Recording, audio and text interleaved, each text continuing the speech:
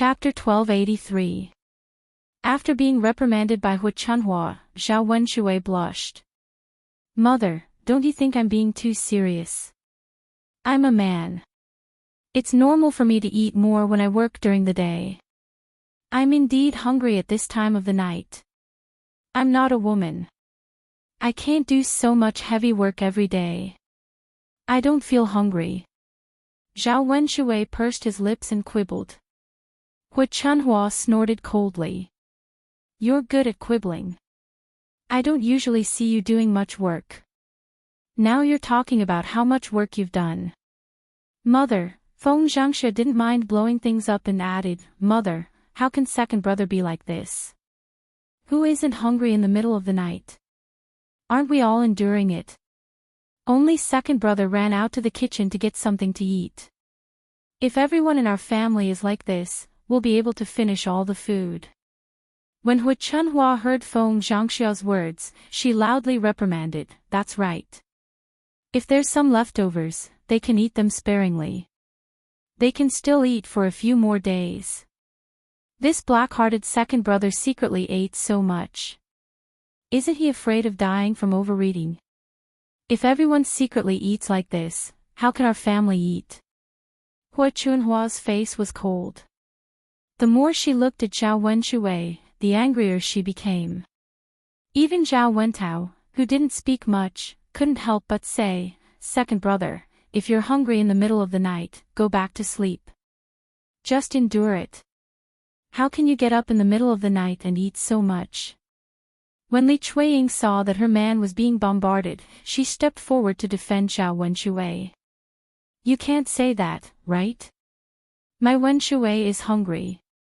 Why can't he eat something? It's not a big deal. If he's full at night, he can eat less during the day, right? Otherwise, if he's hungry, he'll have to eat more during the day. It's about the same. Second sister-in-law really knows how to protect second brother. Feng Zhangxia said in a strange tone. Hu Chunhua was not so polite.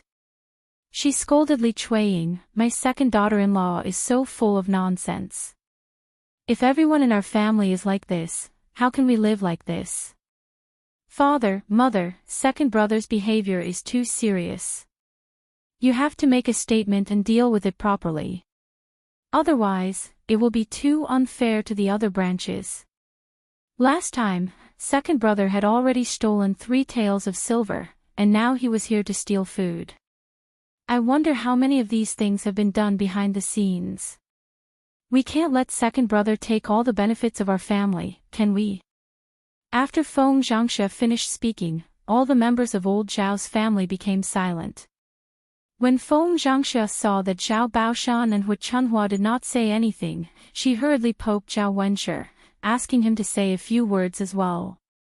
In any case, this matter could not be let go so easily. That's right, father, mother. Second brother has done this, so he has to say something. We can't let the other branches suffer losses. Otherwise, everyone will feel uncomfortable. Zhao Baoshan frowned and asked the first branch, Then tell me, what should we do about this matter? Feng Zhangxia hesitated for a moment. After thinking about it, she decided to say it directly, Father, mother, I think it's not interesting for us to live together like this. We've all formed our own families and our children have grown up. There's no need for us to live together. Chapter 1284. Feng Zhangxia felt that there was nothing to offend now. If she didn't seize this opportunity to separate, she didn't know when she would be able to do so. Zhao Baoshan and Hu Chunhua's faces darkened when they heard Feng Zhangxia's words. Eldest daughter-in-law, what are you talking about? Separate. Your father and I are still here, and all we can think about is to separate. If this gets out, won't our old Zhao family die of laughter? Hu Chunhua scolded unhappily. Mother, you can't say that. If it wasn't for the fact that second brother often did these kinds of sneaky things, who would want to separate from the family? If you want to blame someone, you have to blame second brother. Originally, Our family was living in harmony and harmony. Now that he's stirring things up, we can't live together. It's better to separate and save us so much trouble. Feng Zhangxia defended herself. After she finished speaking, she nudged Zhao Wenshi beside her, asking Zhao Wenshi to speak up for her. Father, mother, Tianlong's mother is right. We have our own families now. There are many people in the village who want to separate early. Second brother doesn't usually do much work, and he keeps stealing things from our family. It's impossible that I don't have any objections. If we live together, there will be a lot of conflicts. No matter what second brother does, it has nothing to do with us. Naturally, we don't have any objections. Hu Chunhua frowned when she heard Zhao Wenshui's words. She didn't say anything, but she was brewing in her heart. In the end, it was all because of this good-for-nothing second brother. Otherwise, the eldest branch wouldn't have a reason to criticize them. Li Chuiying snorted softly and said to Wu Chunhua, Father, Mother, if eldest brother and sister-in-law want to separate and don't want to live with us, we don't want to live with them either. Seriously. Didn't they just steal some money? How much are these things worth when added together? What about the eldest branch?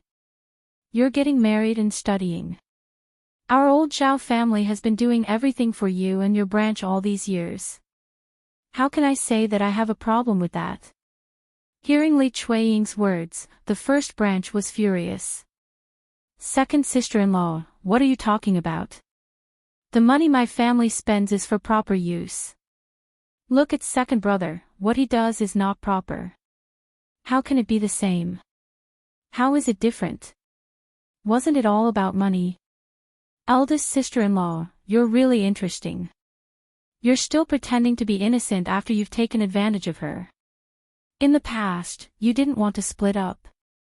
Now that your family is doing well, you're clamoring to split up. Isn't this bullying? After Li Chuiying finished speaking, Feng Zhangxia's face immediately turned red.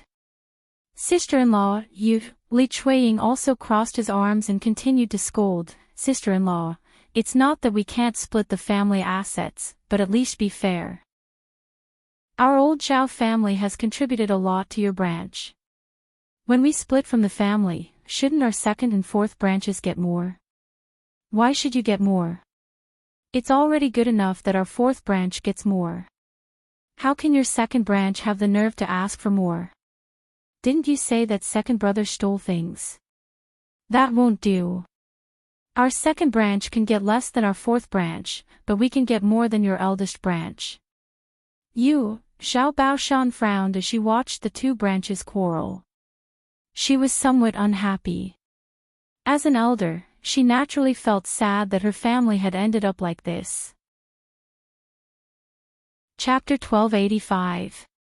Li Chuiying said hurriedly, Father, you can't be partial. Eldest brother and eldest sister-in-law's family have benefited a lot over the years.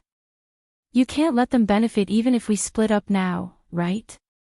Otherwise, our second branch can't live on.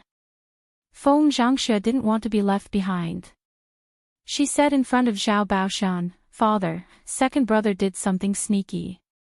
You can't give the second branch too much. Although our first branch has spent a lot of money, it's for the honor of old Zhao's family, not for anything else.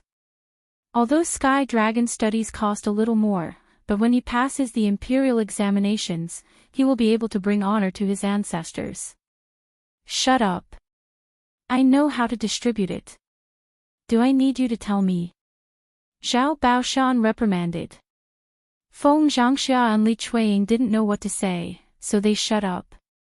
Zhao Baoshan thought for a while. What the first branch and the second branch said was reasonable. Therefore, when it came to splitting up, the two branches should give about the same amount. The fourth branch was the most important. The fourth branch could get more. Zhao Baoshan counted the fields in the house. The fields that each branch got were about the same. Zhao Baoshan and Hu Chunhua kept some fields for themselves. As for money, the fourth branch got more, so the first branch and the second branch got the same amount. Although the first branch and the second branch had different opinions about the distribution, they agreed in the end for the sake of splitting up. It didn't matter how much they got now. The most important thing was to divide up the family. Hui Chunhua was the one who was most dissatisfied with the separation. If the whole family was together, the amount of money they earned would have to be handed over to her. Now that they were splitting up, the money in the other branch's hands would be in their own hands. They wouldn't give it to her. Thinking of this, Hui Chunhua felt sad. Old man, can't we not split up? Why do we have to split up? Really? Hui Chunhua said to Zhao Baoshan. She was unhappy. Then what do you think we should do? How should he deal with today's matter? If people's hearts are not together, it's useless to force them to be together. That's not it either. I think that if we split up, old Zhao's life will be even more difficult. We still don't know if these children are filial or not. If they aren't filial, no one will take care of us when we're old. Hui Chunhua curled her lips and muttered to Zhao Baoshan. Zhao Baoshan glared at Hui Chunhua. You think too much. We'll talk about the future when the time comes. They can do whatever they want. Let them be. Hui Chunhua saw that Zhao Baoshan was unhappy. It seemed that she did not want to dwell on this topic, so she quickly shut her mouth. Otherwise, Zhao Benshan would scold her. After struggling for half a night, the separation of old Zhao's family was finally settled. The other branches were satisfied with this result. Although the fourth branch did not say that they wanted to split up, they still had this thought in their hearts. After all, the fourth branch was at a disadvantage in old Zhao's family. They did more work than the other branches, so they didn't get many benefits. After the separation, everyone found that Zhao Wenshui, whose ankle was pinched, had fainted from the pain. Li Chuiying rushed to Zhao Wenshui and said to Zhao Wenshui, Tianyu's father, what's wrong with you? Are you okay? Why aren't you talking? Chapter 1286. Li Chuiying's heart tightened, and she hurriedly said, Father, it might be true. Tianyu's father must have fainted from the pain. What should we do? Nothing must happen to Tianyu's father. Zhao Baoshan's brows were still furrowed. He deserves it even if he dies from the pain. Who told him to come to the kitchen in the middle of the night to steal things? The rat trap was placed there on purpose to catch the thief. Li Chuiying looked at Zhao Baoshan with hidden bitterness. Father, you can't say that. Tianyu's father shouldn't have eaten our family's food. Tianyu's father's leg is more important. Otherwise, it would be bad if he became a cripple in the future. Zhao Baoshan snorted softly, and instructed Zhao Wenshi and Zhao Wentao, send second brother to the second branch's room first. We'll find a doctor to take a look at him tomorrow. Li Chuiying's heart ached at the thought of having to spend money to find a doctor. Now that they had separated from the family, they could not spend old Zhao's money. They could only spend the second branch's money. This time, Zhao Wenshui's medical expenses would probably be at least half of it. Fortunately, Zhao Jing was about to get married. When the time came, they could make up for the dowry money.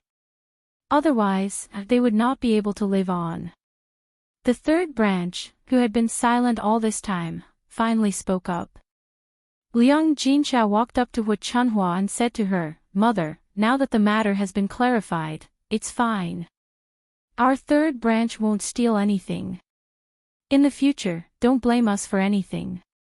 Otherwise, if we don't find evidence, we won't be able to clear our name. Hui Chunhua was a little embarrassed, but she could not admit her mistake. She could only force a smile and say, who knew that second brother would never change and would steal things from his family again? Otherwise, he wouldn't have blamed the third branch. Mother, I don't mean anything else. I just hope that if anything happens in the future, we'll figure it out first. Otherwise, it'll be easy for us to take the blame for others. It's the same for everyone. Hu Chunhua replied impatiently, I know. Third daughter-in-law, you should go back to your room and rest. What's the point of saying so much? Well, mother, then I'll go back to my room to rest first. Liang Jinchao was also too lazy to say more and walked into the room of the third branch. Hu Chunhua had already made herself clear. It was fine as long as she understood it in her heart. Thinking about what happened tonight, Liang Jinchao could not help but admire Zhao Yuner. If it weren't for Zhao Yuner, she probably wouldn't have caught Zhao Wenshui stealing tonight. She would probably still be suspected.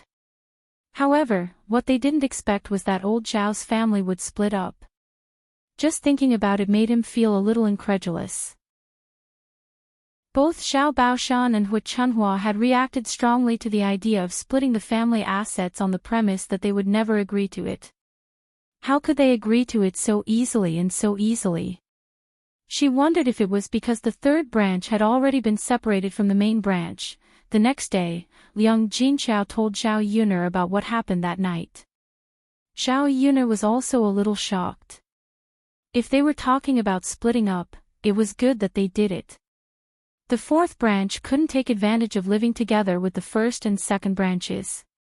Her fifth uncle, Zhao Wenxin, spoke too early. He said that they wouldn't get anything if they split up. This time, old Zhao's family really didn't give the fifth branch anything. Otherwise, the fifth branch could also get a lot of things. When Zhao Yuner arrived at old Zhao's house, the people of old Zhao's family were moving things. After distributing the things, they moved back to their rooms. Chapter 1287. When Zhao Yuner saw this, she stepped forward and asked, Fourth uncle, do you want me to help you? No need. Zhao Wentao smiled and refused, actually, there's nothing else to do. It's almost done. The things that should be moved have already been moved. There's nothing else to move. It's just some small things that are easy to carry. Zhao Yuner didn't know if Zhao Wentao was declining or if he really meant it. Zhao Yuner was too embarrassed to insist, so she could only say, all right then, fourth uncle. If you're tired, you can rest for a while. Don't tire yourself out. Seeing that Zhao Yuner was concerned about him, he felt touched. Got it, Yuner. Don't worry. Fourth uncle knows whether he's tired or not. That's fine. Zhao Yuner nodded. At this time, Li Chuiying, who was moving things in the courtyard, heard the conversation between Zhao Yuner and Zhao Wentao.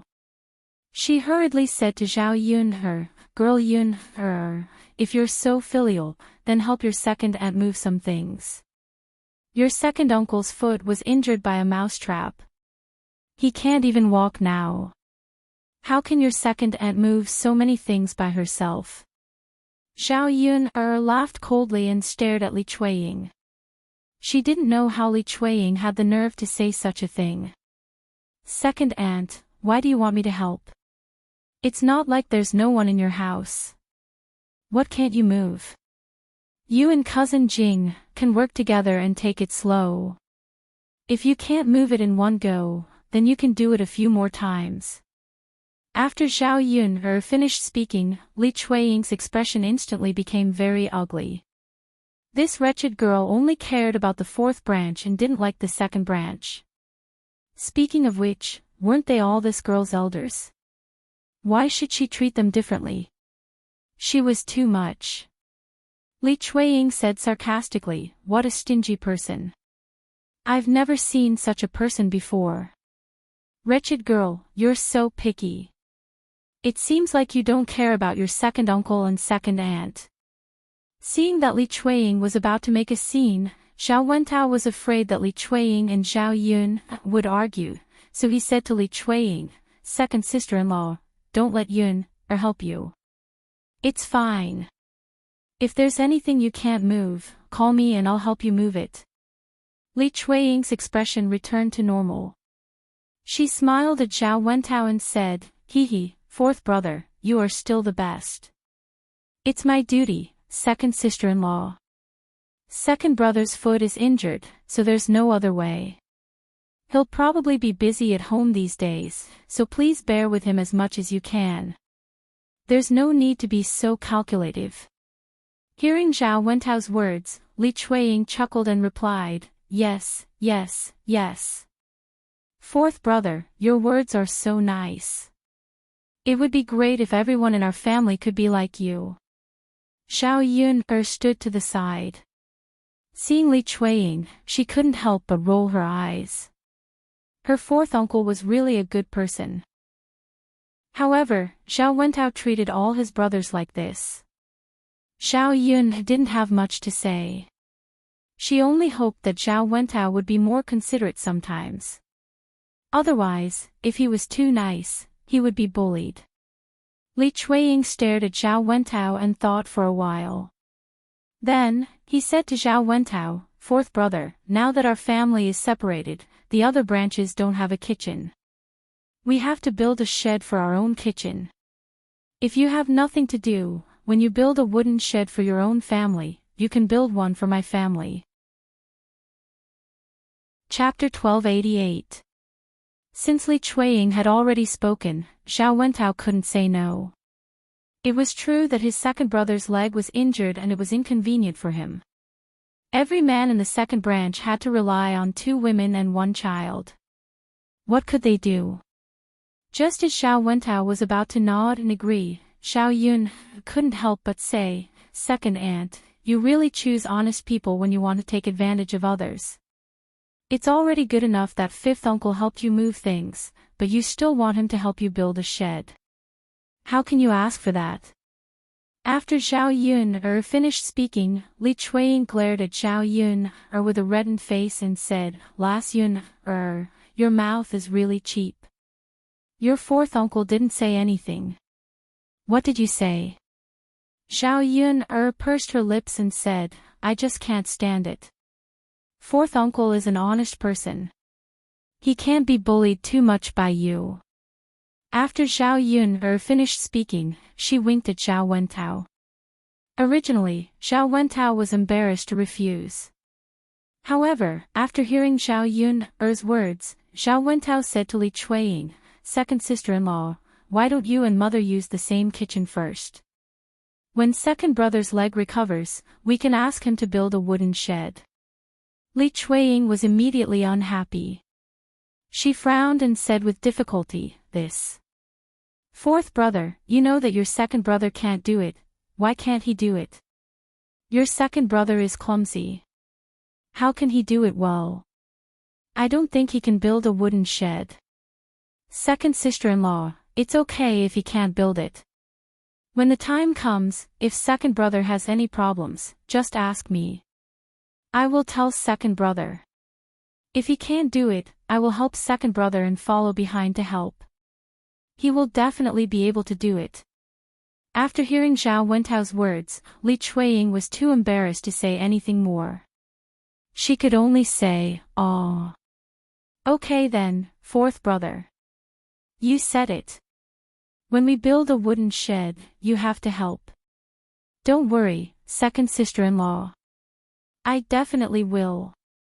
"Okay." Li Chuiying agreed reluctantly. Before she left, she glared fiercely at Zhao Yun, as if she was blaming Zhao Yun for meddling in other people's business. It was originally fine, but it was ruined by Zhao Yun. Zhao Yun curled her lips, and a smile appeared on the corner of her mouth. She was too lazy to pay attention to Li Chuiying. Ah. After Li turned to leave, Zhao Wentao's, Zhao Yun's, Zhao's, Zhao, Zhao Yun, saw Zhao Wentao sighing and asked, "Fourth uncle, why are you sighing?" Zhao Wentao twitched his mouth and smiled at Zhao Yun. Actually, your second aunt is also a pitiful person. She is she? Uncles to S is Yun's, TSSSS, why? To her to TS, your second uncle. Zhao Wentao suddenly stopped talking. He felt that it wasn't appropriate to mention this in front of Zhao Yunhe, so he gave up and didn't say anything else. Zhao Yunhe was a little anxious. What's wrong with fourth uncle? Nothing. Yunhe, you're still young. There are some things you don't understand. Your second uncle doesn't treat your second aunt very well. As for the rest of us, we should help your second aunt as much as we can to make up for it. After Zhao Wentao said this, he didn't seem to want to talk about it anymore and changed the topic. Zhao Yunhe found it even more strange. Zhao Wentao obviously had a hidden meaning in his words, but he didn't say it out loud. It really made her anxious. Chapter 1289. As the saying goes, paper can't wrap fire. Someone will find out the truth one day. When Zhao Wenshui secretly went to see Qian Chuanxiu, Zhao Wentao happened to see him. Zhao Wentao knew that it was a shameful thing, so he couldn't tell others. If he told others, it would not only embarrass old Zhao's family, but also embarrass Zhao Wenshui. People in the village might gossip and ruin the reputation of old Zhao's family. In addition, he was afraid that Li Chuiying would be so angry that he would fight with Zhao Wenshui. At that time, old Zhao's family might be in trouble. For the sake of the harmony of old Zhao's family, this matter had to be kept a secret. Li Chuiying couldn't know about it. However, because Zhao Wentao knew that Zhao Wenshui had an affair with another woman, he felt that Zhao Wenshui had wronged Li Chuiying and felt guilty towards Li Chuiying. Zhao Wenshui couldn't treat Li Chuiying well. As his younger brother, he naturally had to make up for it. Fourth uncle, now that we've separated from the family, what do you and sister-in-law plan to do? Zhao Yunhe asked. Speaking of this, Zhao Wentao and Qian Hongzhao really hadn't thought about it. Zhao Wentao still went to the mountains to mine from time to time. Although he couldn't make a lot of money, he could at least make his family hungry.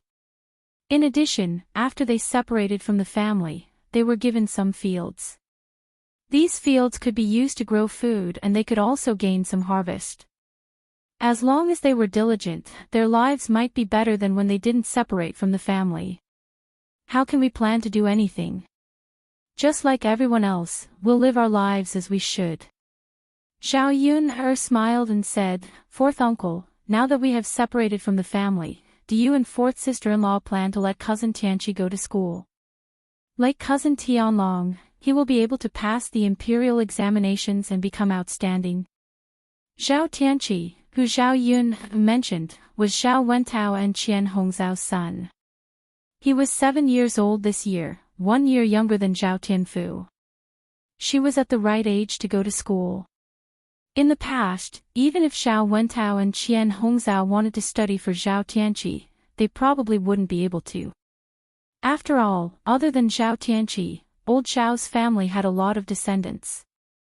All of them were studying and there was no money to support them. If he read it to one of them, the other descendants would definitely read it as well.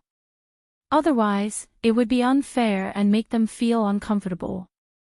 Hearing Zhao Yunhe's words, Zhao Wentao was slightly taken aback. In the past, he didn't dare to think about this. After all, he felt that it was impossible.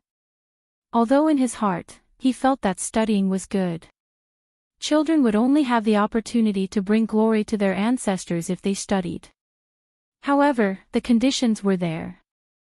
It was not as if they could study just because they wanted to. Fourth uncle, I think it's better for the child to study more. Why don't you discuss it with fourth aunt and see if Tianqi can study? Zhao Yunhe couldn't help but suggest. If it was the 21st century, most children would be able to read and write. If they studied, they might not become illiterate, but at least they would be more cultured. Zhao Yunhe couldn't stand the weirdos in the village. With quality education, it would be much better. What Zhao Yunhe said was not only about the matter of scholarly honors. Zhao Wentao thought for a moment. Hey, Yunhe, I also want to study for Tianqi, but it costs a lot to study for a year. Fourth uncle is not capable and may not be able to afford it.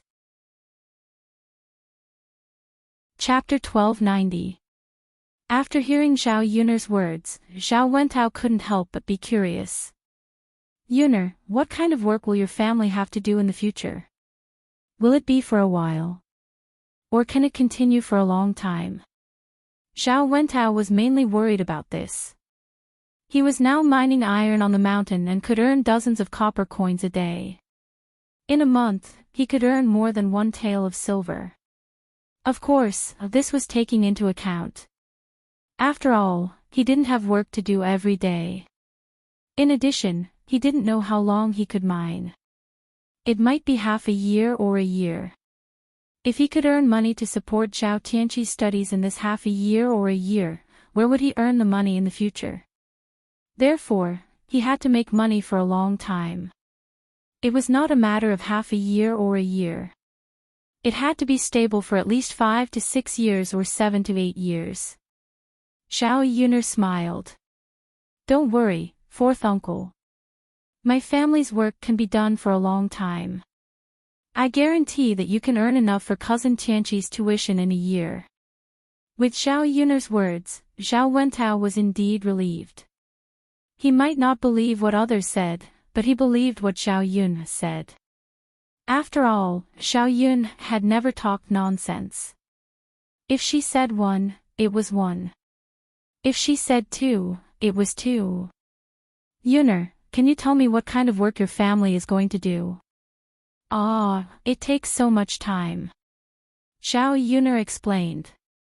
Zhao Wentao still didn't understand half of it, but he had a general understanding.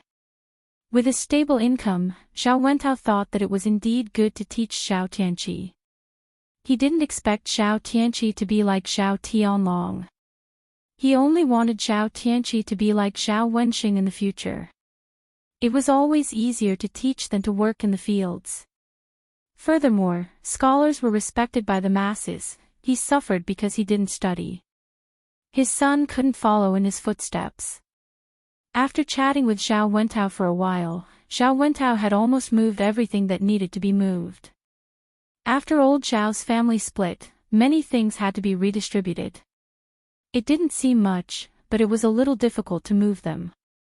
After working for the whole morning, they were finally done. From today onwards, old Zhao's family would live their own lives.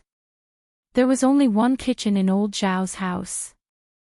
Now that they had separated, the original kitchen was reserved for Zhao Baoshan and Hu Chanhua.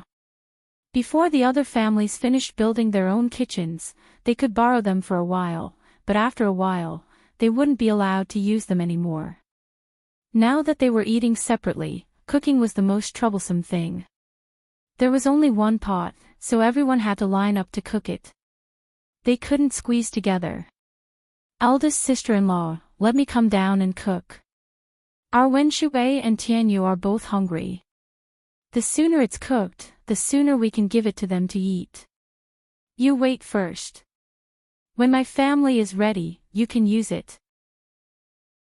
Li Chuiying went to the kitchen and saw that Feng Zhangxia wanted to start a fire to cook. She quickly stopped her. Feng Zhangxia was a little unhappy. She retorted to Li Chuiying, why should I let your family cook first? Our Yang Yang is hungry too. He's still a child, so his stomach can't take it. When he's hungry, he has to eat. Your Tianyu is already grown up. Second brother is really a grown-up. It's okay to bear with it, so let our family cook first and eat first. You. Li Chuiying glared at Feng Zhangxia angrily. He couldn't win an argument with his sister-in-law and was always bullied.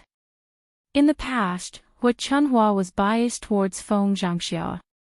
Now that they had separated, Li Chuiying felt that he shouldn't give in to Feng Zhangxia anymore. Chapter 1291. Li Chuiying looked at Feng Zhangxia unhappily. Feng Zhangxia frowned and argued with Li Chuiying. Who said that you can cook when the dishes are ready? I came to the kitchen first, so I have to cook first. Sister-in-law, how can you bully us like this? Why should the second branch give in to the first branch? Today, the second branch has to cook first.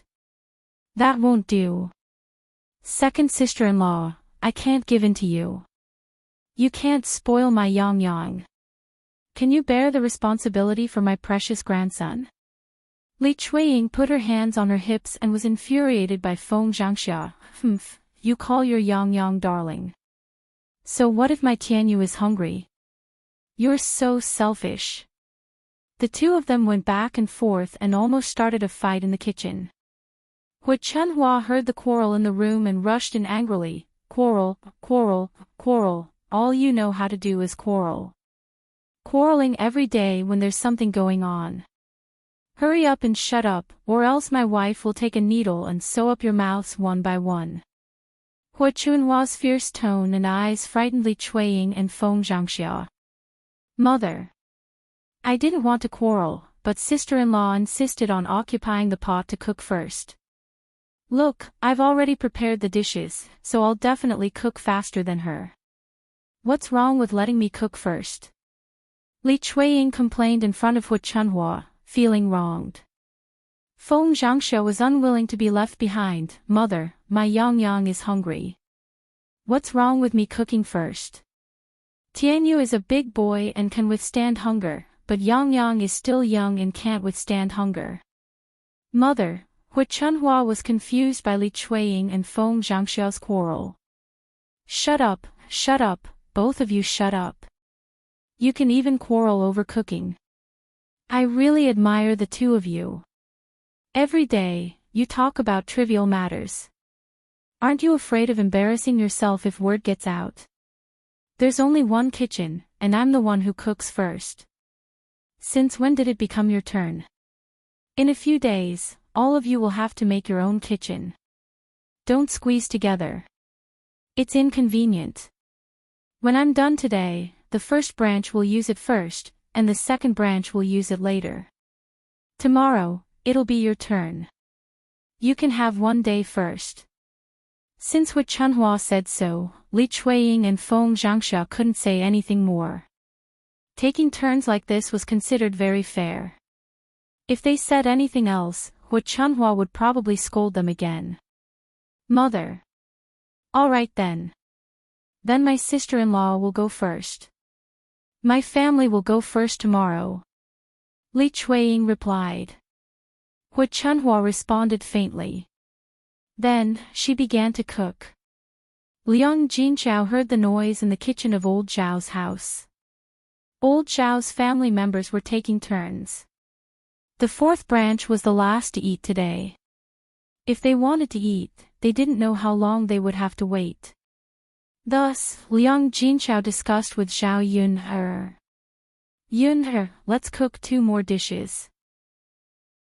Today, we can ask your fourth uncle and fourth aunt to come over to eat together so that they don't have to wait in line to cook. Tomorrow or the day after, they can build their own kitchen so that they don't have to squeeze into one kitchen to cook. Zhao Yun naturally had no objections. She nodded and said, Okay, mother. Let fourth uncle and the others come over to eat. Go and tell them so that they don't have to cook by themselves. Okay, mother will go now. Liang Jinchao said and went to find Zhao Wentao and Qian Hongzhao. At first, Zhao Wentao and Qian Hongzhao were embarrassed, but they couldn't resist Liang Jinchao's enthusiasm and had to agree. Chapter 1292. Liang Jinchao smiled and said, It's no trouble at all. Just ask Yun'er to cook a few more dishes. It's not like we eat every day, so it doesn't matter if we eat 1 or 2 meals. Third sister-in-law, we'll still have to trouble you. Haha, fourth brother, fourth sister-in-law, you're too polite. It'll be more convenient when your own kitchen is ready. It's not convenient to have one kitchen to cook now. Yes. Third sister-in-law, you're right. We'll be busy building the wooden shed in the afternoon. Tomorrow, we'll go to the blacksmith to custom make a pot. The kitchen will be ready in less than 2 days. That's good. Liang Jinchao laughed heartily. Li Chuiying felt a little uncomfortable when she saw that Liang Jinchao invited the fourth branch to eat but not the second branch. Without feeling embarrassed, Li Chuiying went directly to Liang Jinxiao and said to Liang Jinxiao, third sister-in-law, since it's not troublesome for your family, why don't you let the second branch eat with you? Anyway, it's just a matter of adding a few more pairs of chopsticks. You invited fourth brother and fourth sister-in-law, but you can't not invite me and your second brother, right? Liang Jinxiao's mouth twitched, and he didn't know how to refuse. When Zhao Yuner heard Li Chuiying's words, she came out of the kitchen and said with a fake smile, second aunt, you really know how to compare yourself with others. When fourth uncle and fourth aunt help us with the chores, why don't I see you and second uncle coming over to help? You don't know how to do the chores, but you know how to come over to eat. How interesting. Li Chuiying immediately cowered when she saw Zhao Yuner. She argued back, your family didn't ask my family to do the chores. If you asked, we might have helped. Zhao Yuner sneered. She really didn't know how to deal with thick-skinned people. Second aunt, why don't you know how to do the chores if we don't ask you to? You know how to come over when we don't ask you to eat. This ability is really great. You. Li Chuiying angrily glared at Zhao Yuner, third sister-in-law, look at your good daughter. How is she speaking to her elders? Liang Jinxiao said helplessly, second sister-in-law, I don't think there's anything wrong with what Yuner said. It's true, you. Li Chuiying was angered by Zhao Yuner and Liang Jinxiao. Originally, he wanted Liang Jinxiao to apologize to her, but his third sister-in-law had changed a lot. She didn't follow his words at all. If you don't want to eat, so be it. Just you wait. Just wait until my family has delicious food. I'll make you guys drool. After Li Chuiying finished speaking, he angrily turned around and left. Zhao Yuner was even more disinclined to pay attention to people like Li Chuiying. It was good to send him away. It was really annoying to hang around in front of him. Fourth uncle, fourth aunt, please go inside and have a seat. I'll cook 2 more dishes. It'll be ready in a while. Zhao Yuner said. Zhao Wentao and Qian Hongzhao both responded, okay, Yuner girl. Thank you for your hard work. With that, the two of them didn't stand on ceremony and went into the third branch's room. In old Zhao's kitchen, only Hu Chunhua and Zhao Baoshan were eating because they had separated from the main family. Hu Chunhua casually cooked 2 dishes. If she cooked too many dishes, she wouldn't be able to finish them all. Now that the whole family wasn't eating together, Hu Chunhua was very generous. She took out all the good things in the room and fried a plate of bacon and a plate of vegetables. Chapter 1293. Previously, he was reluctant to eat it because 20 caddies of bacon was not much. Good things should be eaten slowly. He could not finish it all at once. Moreover, he could save some dishes for the banquet, so there was no need to cook it. After eating for a few days, the leftovers were almost finished. Hu Chunhua left some meat for lunch, and the rest of the vegetables were distributed to the other members of her family. Now, he was going to make some salted meat so that he could have a taste. Since they weren't a big family, they didn't need to fight for food. Especially without Zhao Wenshui, if they hadn't split up, Zhao Wenshui would have been able to eat half of it. Now that she made a plate of bacon, she and Zhao Baoshan could eat it slowly. A plate of bacon could last them for 3 days. Zhao Baoshan needed a side dish to go with drinking, and the bacon was just right. After Hu Chunhua heated up the leftover meat broth from the banquet, the entire kitchen was filled with a strong aroma. The most fragrant of all was the salted meat, which had a very strong aroma. The members of Zhao Baoshan's family, who were waiting outside the kitchen, couldn't help but swallow their saliva. Zhao Yangyang said to Feng Zhangxia, Grandma, it smells so good. Yangyang wants to eat it. Feng Zhangxia frowned. Yangyang, wait a little longer. Grandma will cook for you later. Mother, Yangyang is eating the food that Grandma made. Shen Pan explained. Well, what did you eat when you were a baby? It smells so good. I don't think we have it at home. Shen Pan stretched out her nose and took a sniff. She was quite familiar with Xiang because before she got married, her family would always make salted fish and bacon at the end of every year. The villagers were poor, and they couldn't even eat fresh pork, so they naturally didn't have the extra meat to make salted fish. If the salted meat was cooked properly, it was actually more delicious than fresh pork.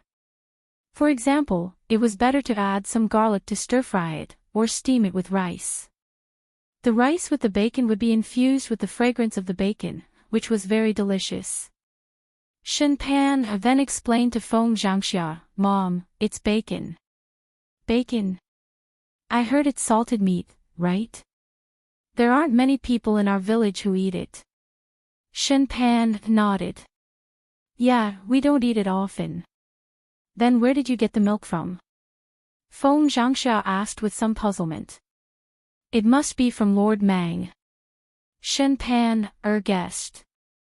Thinking of the good things that young Master Meng sent over the other day, Wu Chunhua carried many of them into the house by herself, without letting the Zhao family see them.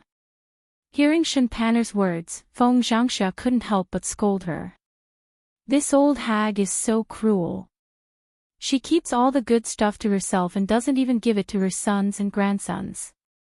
When they're old and can't move anymore, let's see who's going to take care of her. The more Feng Zhangxia thought about it, the angrier she was. She didn't think that Lord Mang would give her the good things when they separated from the family. Now that they were divided, she didn't get any of Lord Mang's good things. Shen Pan comforted her mother, Mother, don't think too much about it. When I go back, I'll go to my mother's house and bring some delicious food over. When Tianlong comes back, our good days will come. Right now, the most important thing is that we've separated from the family. Chapter 1294. Feng Zhangxia held Shen Pan's hand and said emotionally, Panner, you're my best daughter-in-law. Shen Pan smiled and said to Feng Zhangxia, Mom, it's what I should do. If your younger brother's future wife can be half as good as you, I'll be relieved. Feng Zhangxia sighed with emotion. Now that they had separated from the main family, there was basically nothing for him to worry about. The only thing he was worried about was Xiao Tianhu's marriage.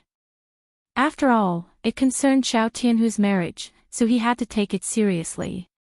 Mom, my younger sister-in-law will definitely be fine. Shen Pan said with a smile, but she felt a little uncomfortable in her heart. It was said that sisters-in-law were difficult to get along with. Who knew what kind of woman Xiao Tianhu would marry?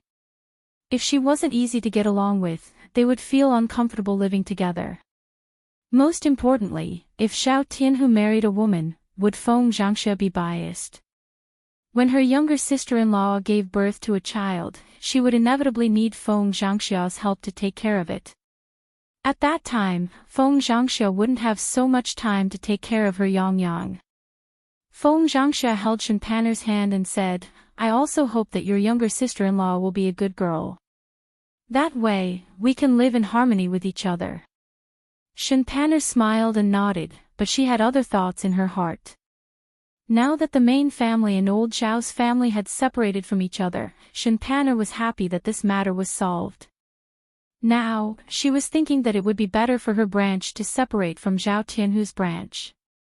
Xiao Tianhu was just a farmer in the countryside. He couldn't be compared with Xiao Tianlong, who had obtained scholarly honors and was going to live a life of an official in the future. If she took Xiao Tianhu and his family with her, she would be asking Xiao Tianlong to take care of Xiao Tianhu's family for no reason. In that case, they would definitely be at a disadvantage. Unfortunately, Shen Pan couldn't say it now. If she said it, Feng Zhangxia would definitely be unhappy. She had to wait for a chance to say it in the future. Feng Zhangxia then pulled Shen Pan to talk about Xiao Tianhu's marriage. It wouldn't be long before Xiao Tianhu's wedding could be arranged. After finishing the meal in the third branch's house, Zhao Yuner went back home. She was carrying a food box with some food in it. Zhao Yuner wasn't sure whether the emperor had left or not, so she put more food in it. Otherwise, if it was like last time where the emperor ate all the food, Mu Lianfeng wouldn't be able to eat. She was still on the mountain was still on the mountain. Was still on the mountain. Mu Lianfeng led the emperor around the mountain and took a look at the smelting and weapon manufacturing places. This batch of weapons can greatly enhance the strength of our soldiers in Dezhou. The emperor stood with his hands clasped behind his back. After seeing this scene on the mountain, he praised Mu Lianfeng. Mu Lianfeng nodded. The weapons in Dezhou are definitely much better than those in other countries, but I don't dare to claim credit for it. It's all thanks to Yuner. The emperor's lips curled into a smile. Don't worry, Miss Yun has done a meritorious deed. I know. In the future, there should be a reward. I won't be short. I thank you on behalf of Yuner, Your Majesty. Mu Lianfeng said respectfully. Chapter 1295. Looking into the emperor's eyes, Mu Lianfeng's heart trembled. He felt that the emperor's sudden reaction was obviously because of some reason. Could it be that the emperor had doubts about his loyalty? His heart couldn't help but tighten. Mu Lianfeng hurriedly said, Your Majesty, this subject is loyal and devoted to Your Majesty. This subject will follow Your Majesty forever in this life. The emperor glanced at Mu Lianfeng, and the smile on his lips deepened. Mu Aiqing, why are you so excited? Zhen was just saying it casually. Zhen knows your loyalty. Mu Lianfeng didn't know why, but because of the emperor's words, he became even more nervous. A layer of cold sweat involuntarily appeared on his forehead. Your Majesty, this subject will try my best. This subject will definitely not let Your Majesty down. Mu Lianfeng opened his mouth and said, showing his loyalty in front of the emperor. The emperor's meaningful smile deepened. He didn't continue to answer Mu Lianfeng's words, which made Mu Lianfeng even more nervous. Just then, he saw a woman's figure coming over. It was Zhao Yuner. Zhao Yuner greeted the two men. I brought you food. Come and eat quickly. Mu Lianfeng was thinking, but the emperor took a step forward and walked towards Zhao Yuner. After a while, Mu Lianfeng came back to his senses and followed the emperor's footsteps. It's really a blessing to be able to eat the food made by Miss Yuner again today. The emperor glanced at the food with a smile in his eyes. Zhao Yuner didn't know the emperor's identity. After knowing the emperor's identity, she was more or less afraid of this man. She was afraid that if she made him unhappy, she would suffer a calamity. It's nothing. It's just a few more dishes. If you want to eat, you can stay here for a few more days. Zhao Yuner said politely, but didn't expect the emperor to directly agree. Mu Lianfeng was speechless as he looked at the man in bright yellow clothes. He still wanted to stay for a few more days. How could that be? Facing him every day, Mu Lianfeng felt that he was already depressed enough. If he stayed with him for a few days, how could he bear it? Most importantly, the emperor had to go back and deal with Imperial Consort Hua's imperial decree. However, no matter how rich Mu Lianfeng's thoughts were, he didn't dare to reveal any of them in front of the emperor. He was afraid that he would say something wrong and anger the emperor. While Mu Lianfeng was deep in thought, Zhao Yuner had already placed the dishes on the small table. Seeing Mu Lianfeng in a daze, Zhao Yuner greeted Mu Lianfeng again. Seeing Mu Lianfeng's restless look, Zhao Yuner guessed the reason. She couldn't help but look at the emperor. Did he say something to Mu Lianfeng? Zhao Yuner didn't ask too much. After serving Mu Lianfeng and the emperor for lunch, Zhao Yuner went back. When she went down the mountain, she planned to go to Mu Lan's house and ask her to go up the mountain with her to pick tea. Just as she arrived at Mulan's courtyard, she heard the family Zhu quarreling. It was Madame Qi and Mrs. Zhu. Zhao Yun vaguely heard Mrs. Zhu scolding Madame Qi, "You damned woman, look at what you've done. You bought a broken mountain. What's the use of it? You squandered all the money at home. Now you can't even pay for your third brother's treatment. See how I deal with you." Chapter 1296. Mrs. Zhu was furious. She pointed at Madame Qi's nose and continued to scold her, "B*tch, you only know how to talk big. It's because you're the head of the household that we can't keep our money and you squandered it away." Madame Qi was not convinced by Mrs. Zhu's scolding. "Mother, what's wrong with spending money? Dania hasn't said anything yet. What right do you have to scold me? If the money was in your hands, you would probably spend it all on third brother. Why would you even think about us?"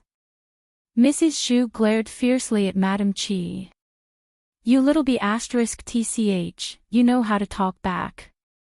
When Dania comes back, I'll have a good talk with him and see if he can't deal with you."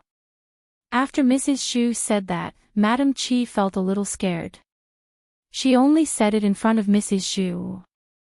If Zhu Dania came back and asked about the barren mountain, she wouldn't know what to say. She didn't want it to be like this. Who knew that the B*tch Zhao Yun wouldn't buy it? Now she couldn't transfer it out. She thought about how she went over to the barren mountain yesterday. She went to look for Lord Li Zheng. When Madame Qi arrived at Li Zheng's house, Li Zheng happened to be home, so Madame Qi walked in. When Li Zheng saw Madame Qi, he wasn't very happy. This was because Madame Qi was a troublemaker in the village. She must be here for some trivial matter. However, even if he didn't welcome her, he couldn't stop her from coming. He asked Madame Qi, family Zhu's eldest daughter-in-law, "What are you here for today?" Madame Qi went up to Lord Li Zheng and smiled at him with a fawning look. "Lord Li Zheng. I'm here for something. There's something I want to discuss with you." Li Zheng's frown deepened. He had a premonition that something bad was going to happen. He replied faintly, "Just say it. I'll agree if I can. If I can't do it, I can't agree. Whether you agree or not depends on what it is." Madame Qi smiled embarrassedly and replied to Lord Li Zheng, "Lord Li Zheng, you're right. I'm here to discuss with you about the barren mountain. Can our village still take it back? I'll return it to the village. Can you return the 5 taels of silver I gave you earlier?" Hearing Madame Qi's words, Lord Li Zheng's face darkened. Originally, Zhao Yun'er still wanted to buy it. However, after being tormented by Madame Qi, Zhao Yun'er did not buy it. Because of this, Lord Li Zheng felt somewhat guilty towards Zhao Yun'er. Now, Madame Qi wanted to return the barren mountain to the village. If that was the case, then what was the point of buying it in the first place? Seeing Li Zhengdaren's sullen face and not speaking, Madame Qi nervously glanced at Li Zhengdaren. "Lord Li Zheng. My family really can't use this barren mountain. When I bought it, I didn't discuss it with my husband. Now, my husband scolded me to death. He said that if I can't get back the 5 taels of silver, he will beat me to death." Madame Qi wiped her tears as she spoke, looking exceptionally pitiful. For a moment, Lord Li Zheng didn't know what to say to Madame Qi. That saying was right.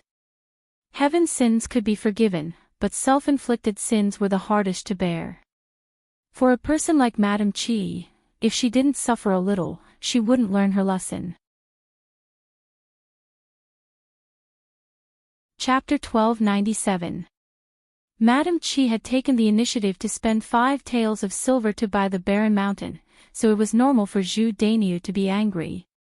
If his wife had spent 5 taels of silver to buy something useless, he would probably be angry too. Madame Qi's tears kept falling, looking panicked and helpless. Seeing this, village head felt pity for Madam Chi. However, how could they return something that was sold for no reason? Moreover, Madam Chi had bought the barren mountain and he had already helped her with the paperwork. Unless someone else bought it from Madam Chi, the village would not spend money to take it back. Sympathy was sympathy, but some rules could not be broken. Lord Village Head said to Madam Chi, Family Zhu's eldest daughter-in-law, it's not that I don't want to help you, but the village really can't take back your barren mountain. It would have been fine if the paperwork hadn't been done, but now that the paperwork has been done, your name is also written on the title deed of the barren mountain in the village. Lord Village Head, can't you help me a little more? You can't just watch as my daimyo beats me to death, right? Madam Chi wiped her tears and continued to cry in front of Lord Village Head. Lord Village Head sighed deeply, Family Zhu's eldest daughter-in-law, I really can't help you. I'll talk to daimyo and ask him not to be agitated and not to beat you too hard. Madam Chi's eyes were still filled with worry. Lord Village Head, this won't do. My daimyo won't care. He'll deal with you verbally, but he'll continue to beat me later. Then I can't do anything about it. Family Zhu's eldest daughter-in-law, after all, you have a lot of responsibility for this matter. If you didn't insist on it back then, it wouldn't have ended up like this. Madam Chi pursed her lips and said, Lord Village Head, how would I know at that time? If she had known, she wouldn't have bought it even if she was beaten to death. Now, he finally knew what it meant to be regretful. There's no way to change it now. Family Zhu's eldest daughter-in-law, instead of begging me, it's better to beg Zhao Yun. She just happens to want to buy the barren mountain. Let her buy your barren mountain and you can get your 5 tails back. Now you'd better leave. It's useless to say anything to me. As Li Jing spoke, he looked like he was chasing Madam Chi away. Madam Chi knew that Lord Li Jing was chasing her away. No matter how much effort she put in, Lord Li Jing would not pay attention to her. She felt a little uncomfortable and pursed her lips. In order not to be disliked by Lord Li Jing, Qi Shi turned around and left. As for Lord Li Jing's suggestion for her to beg Zhao Yun, forget it. Zhao Yuner, that be *tch, even if he begged her, it would probably be useless. Most importantly, Madam Chi couldn't bear to see her being humble to Zhao Yun, and Zhao Yun, showing off in front of her. After returning home, Madam Chi knew that she was at her wit's end and couldn't move the barren mountain out. She was afraid that Zhu Dainyu would mention this matter. Madam Chi thought about it again. Why did she want to take advantage of him? Great, now she had shot herself in the foot. Pulling her thoughts back to reality, Madam Chi angrily retorted in the face of Mrs. Zhu's incessant scolding, Mother, what's the use of scolding me? If you have the ability, go reason with Lord Li Jing and ask him to take back the barren mountain. This way, won't we get our 5 tails back?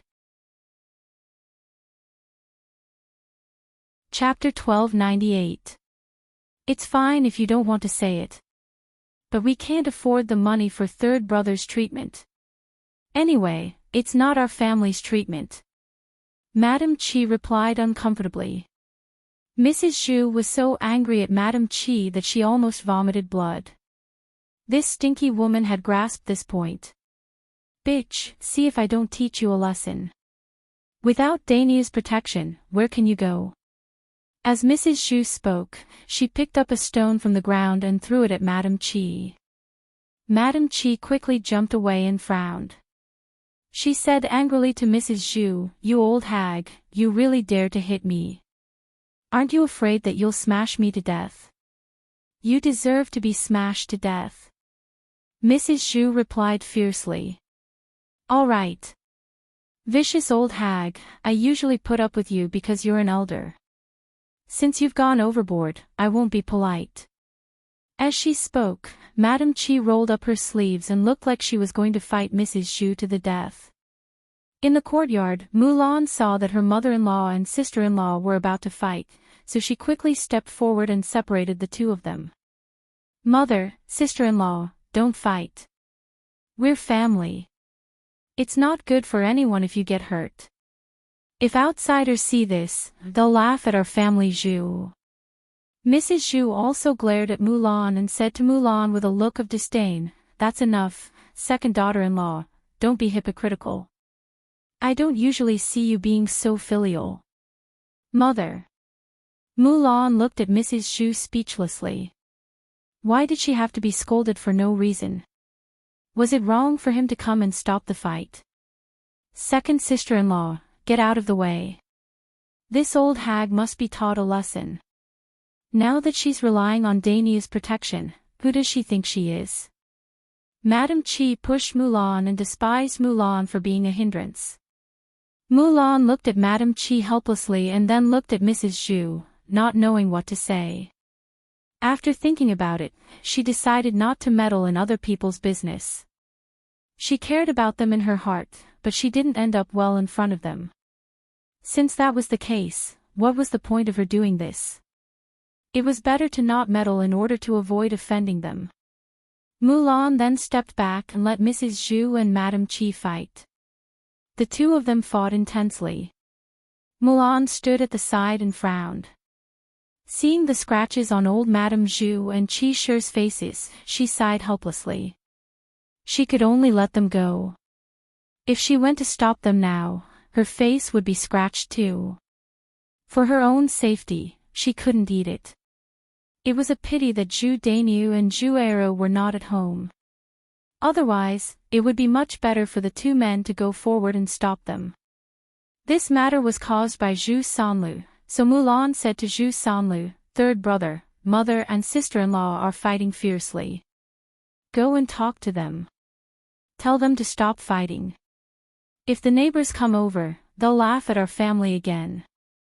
Zhu Sanlu looked at Mulan reluctantly and said to Mulan, "Sister-in-law, I don't want to. Didn't you see that old sister-in-law and mother are fighting fiercely? If I go over now, wouldn't it be worse? What if my handsome face is scratched?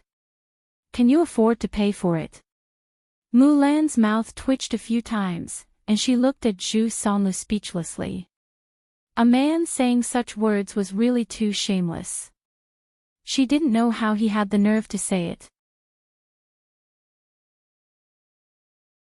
Chapter 1299.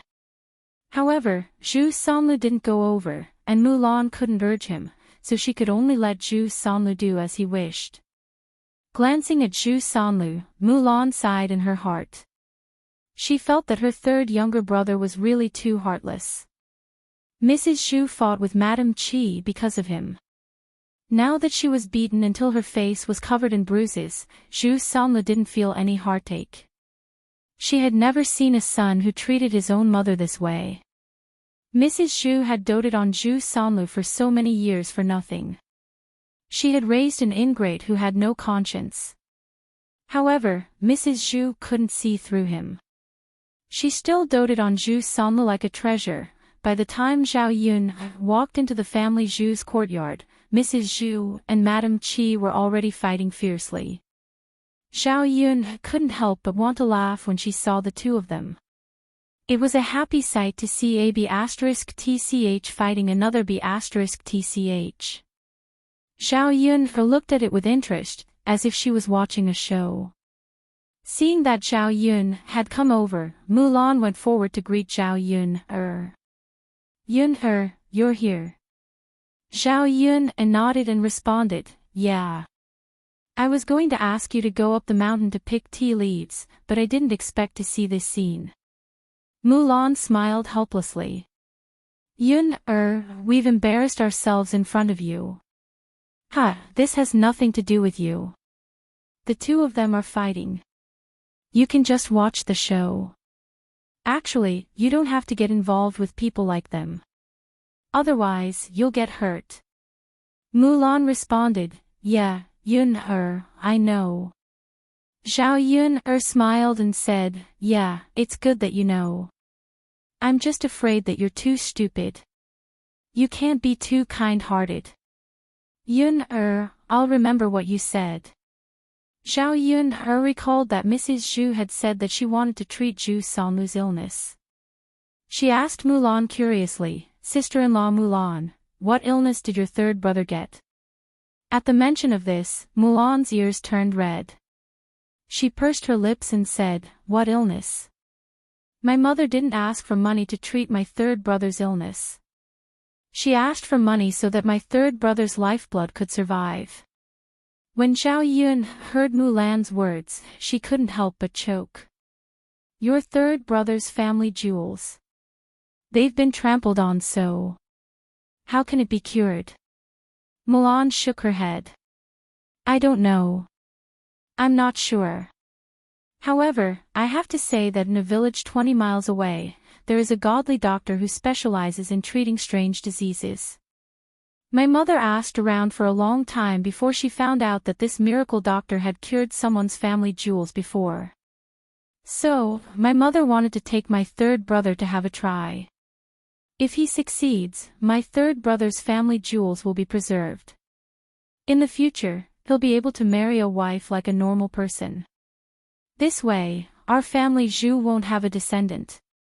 After Zhao Yun heard this, she couldn't help but sigh in her heart. If Zhu Sanlu's family jewels were really cured, it would be terrible. Zhu Sanlu might harm people again like before. Therefore, it was much safer for Zhu Sanlu to lose his family jewels.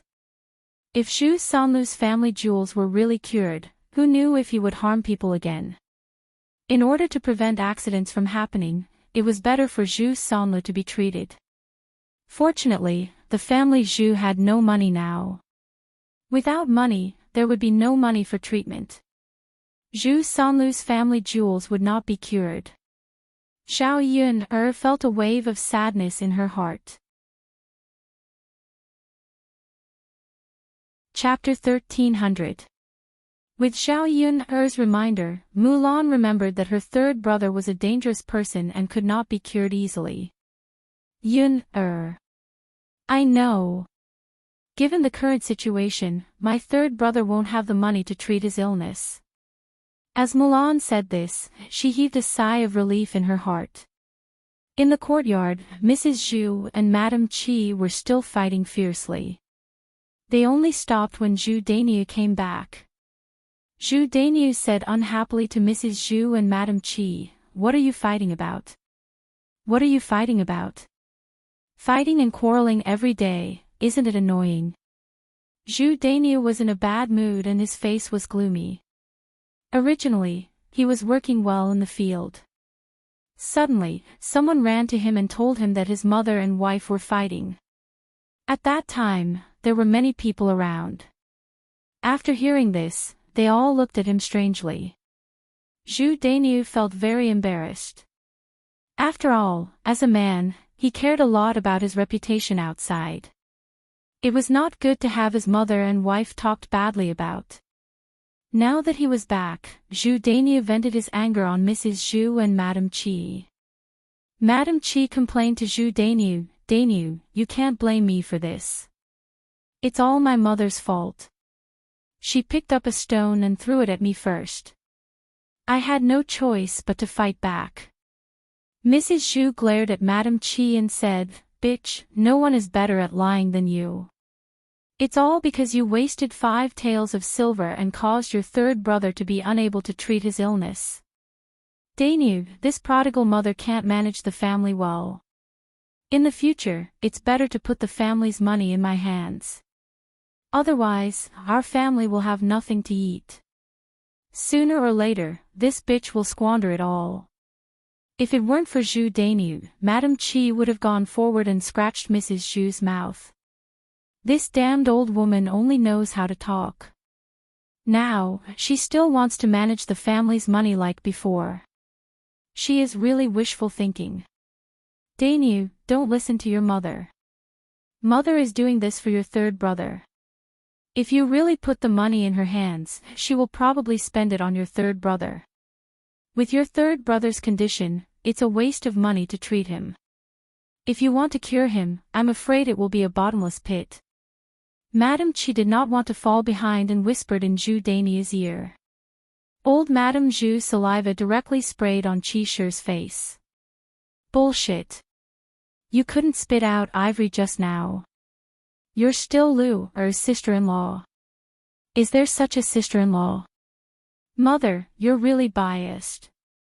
It would be great if you could take care of our first branch like this. Madame Chi said sarcastically.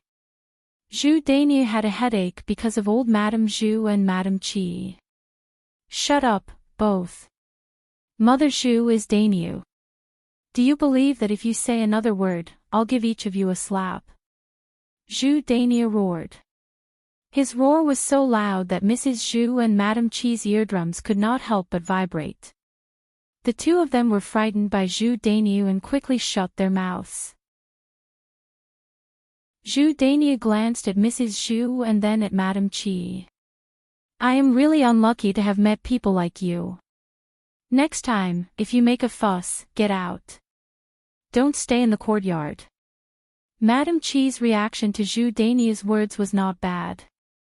She was already used to it. Mrs. Zhu, on the other hand, was very uncomfortable. Her son disliked her so much and even said such things about her. Anyone would feel very uncomfortable. Chapter 1301. Old Madame Zhu sat on the ground and kicked up her legs. As she cried, she continued to wail, "These days are not over at all. My wife is not a kind person.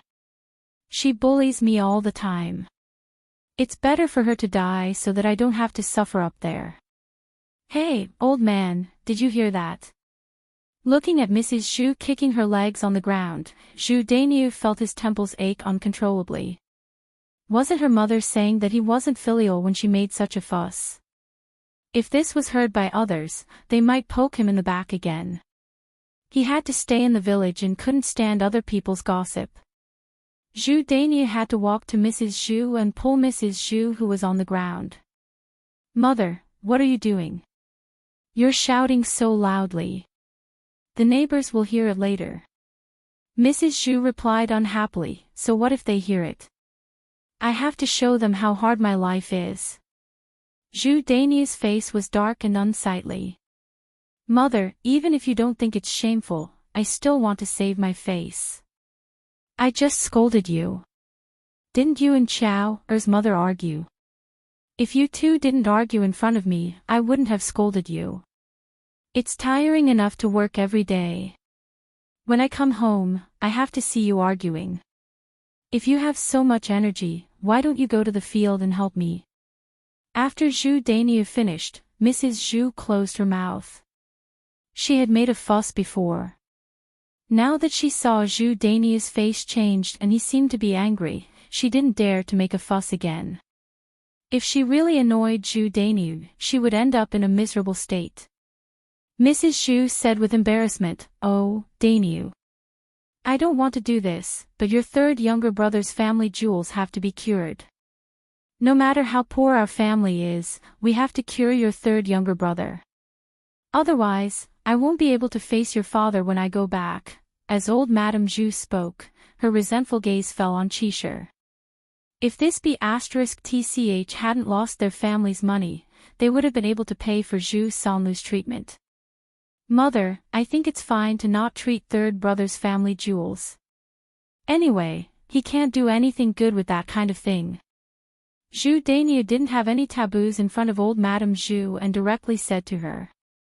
Even if his family was rich, he wouldn't let Mrs. Zhu use the money to treat Zhu Sanlu's family jewels.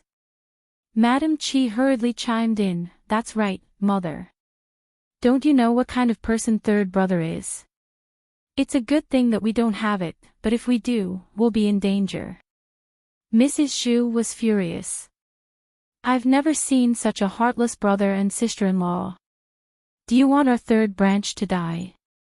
Mrs. Zhu scolded.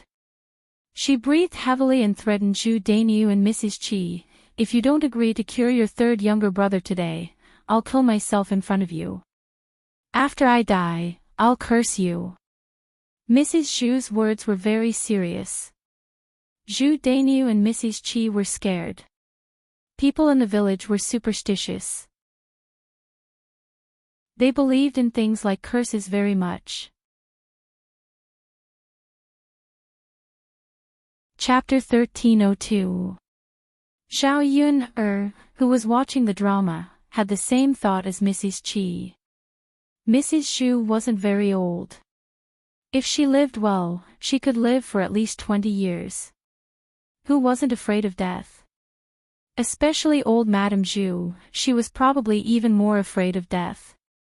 If she really hit the wall, Mrs. Zhu would be terrified. Mulan watched from the side, but she was very worried. She was afraid that old Madame Zhu would really take things too hard and hit the wall. She looked at Mrs. Zhu with concern. Zhao Yun patted Mulan's hand and comforted her. Mrs. Mulan, it's fine. Your sister-in-law is right. She's just bluffing. If you're scared, she'll achieve her goal. Mulan frowned and nodded. She murmured, well, I don't think so. My mother won't do that.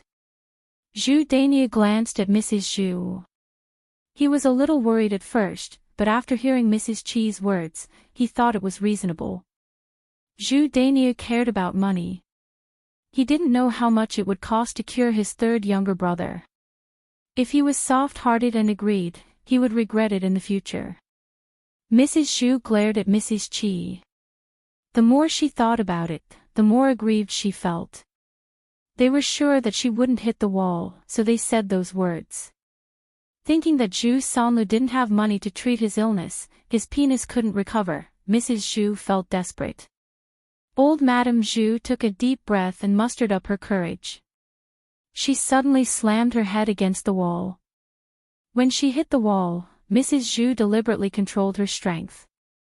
She only hit her head, but she wouldn't really kill herself. Ah! There was a sudden scream in the yard. Zhu Dainyu and Mulan both ran to Mrs. Zhu at once. Zhu Dainyu shouted, Mom, are you all right? Don't scare me. Mulan also shouted, Mother, why did you hit your head against the wall? Seeing this, Zhu Sanlu finally frowned and walked in the direction of old Madame Zhu. He knew better than anyone else that in the whole family Zhu, only his mother loved him the most. Without his mother, he couldn't live a good life. Therefore, his mother couldn't be eaten. Even if she died, he had to be able to raise himself and take care of himself first. Only Madame Qi stood there in a daze. She didn't expect that old Madame Zhu would really hit the wall. At this moment, she only muttered in her heart, it's over, it's over. Zhu Dainyu will definitely scold her to death. What should she do?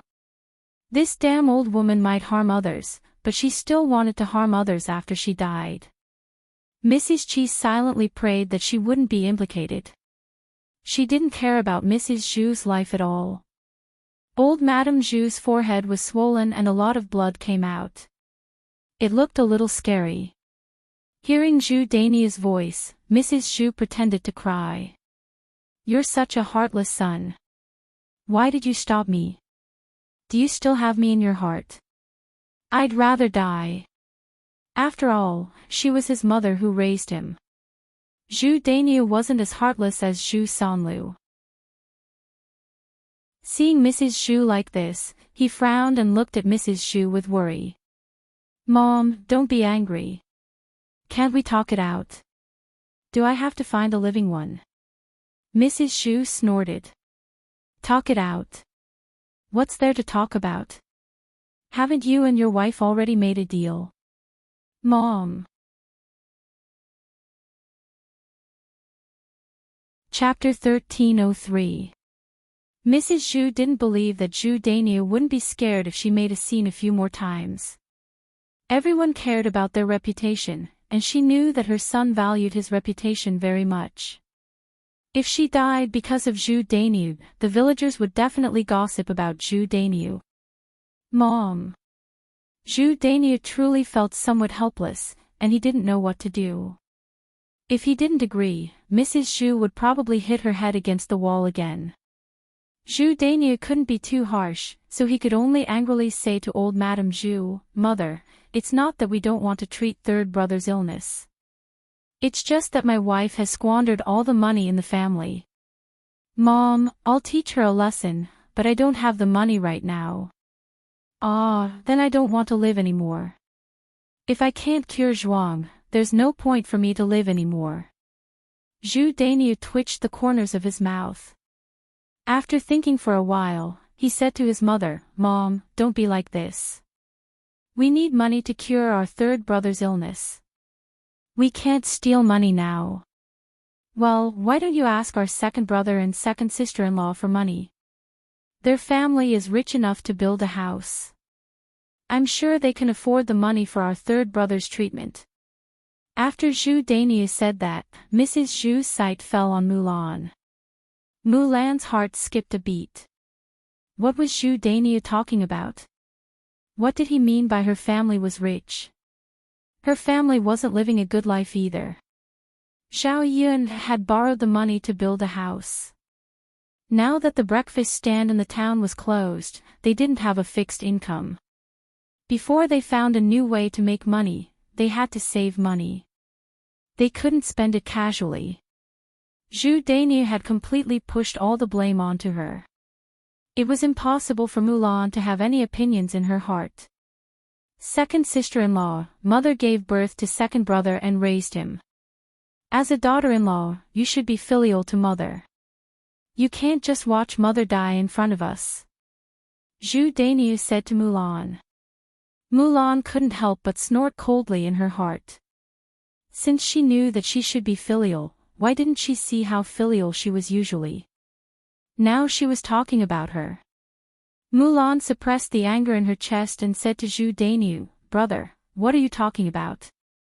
Your family has no money, and my family has no money either.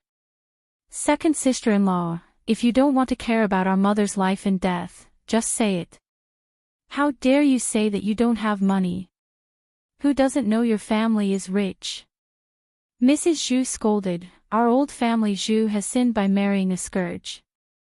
She only knows how to spend money on others and not on her own family." Mrs. Zhu was hinting at Mu Hin. Since Mulan had married into the family Zhu, she was a member of the family Zhu. In theory, she shouldn't meddle in her family's affairs. However, Mulan had brought Mu Hin to the family Zhu. In the family Zhu's eyes, they had raised an outsider for nothing. Mulan understood Mrs. Zhu's meaning, so she explained, "Mother, my sister didn't come here to eat for free. She helped me every day. During this period, she helped Yun-er's breakfast stall and was paid. The money she earned was enough to pay for her living expenses." Mrs. Zhu didn't listen to Mulan's words. "You are such an unfilial daughter-in-law. Your old family Zhu has 8 generations of bad luck. You don't even care about your mother-in-law's life and death." Chapter 1304. Zhu Daniel hurriedly continued to nag in Mulan's ear. Mulan's brows knitted together in displeasure. Her older brother was really too interesting.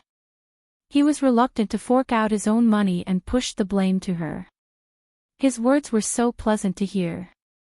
He was obviously treating her like a fool. She wasn't really a fool.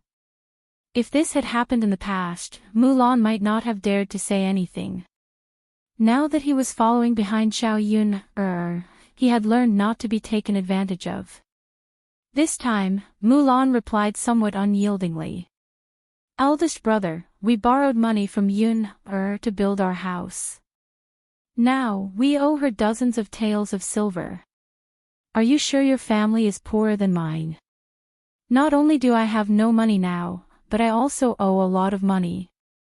At the very least, you don't owe anyone money, right? In comparison, you do have more money than me. So you have to take care of our mother's life first. You're the eldest son, the biological son. Your business is bigger than mine."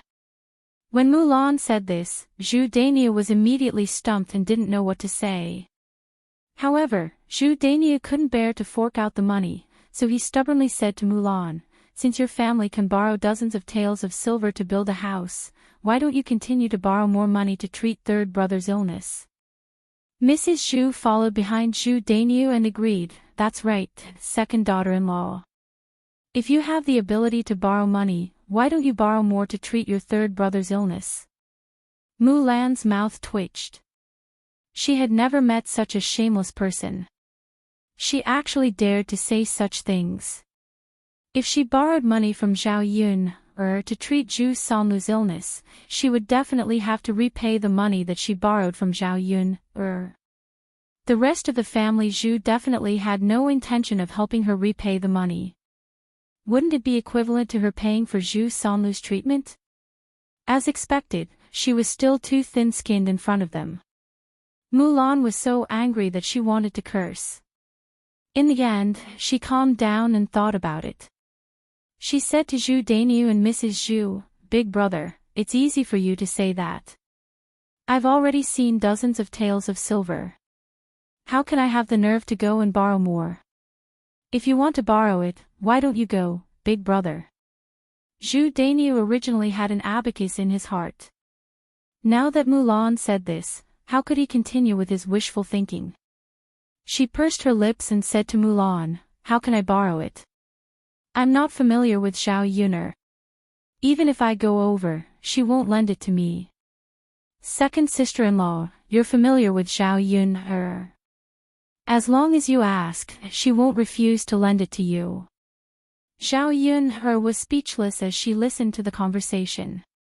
The Zhu family's top-notch goods were usually harder to find.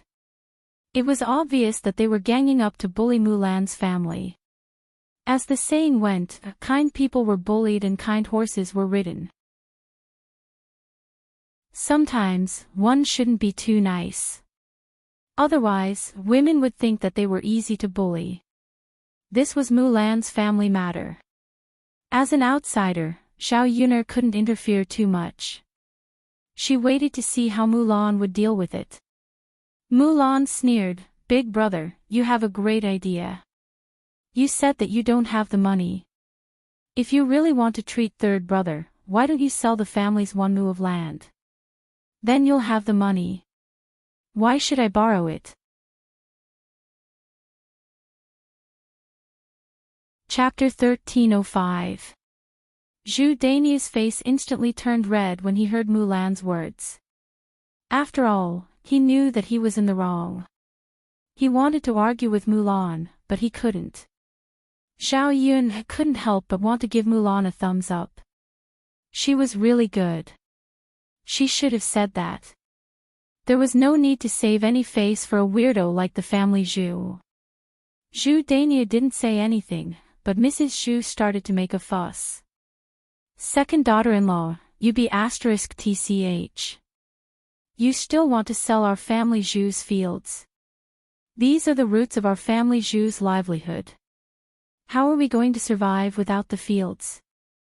It's fine if you don't bear to part with the money, but how could you say such things? Family Zhu married you for nothing." Mulan said to Mrs. Zhu with a straight face, "Mother, I've already made myself very clear. Previously, when we separated from the family, third brother and eldest brother lived together. The fields were also handed over to eldest brother. My family didn't get any benefits. So, no matter what happened to third brother, he should look for eldest brother instead of us. If you really want me to be responsible for the money, why don't you transfer all of third brother's fields to me? My family will pay for third brother's treatment." After Mulan finished speaking, Mrs. Zhu's face darkened. How could he bear to hand over Zhu Sanmu's fields to Mulan? A mu of land was expensive. If Zhu Sanlu sold all of his fields, he would probably be able to get more than 10 taels of silver. And Zhu Sanlu's treatment didn't need more than 10 taels of silver.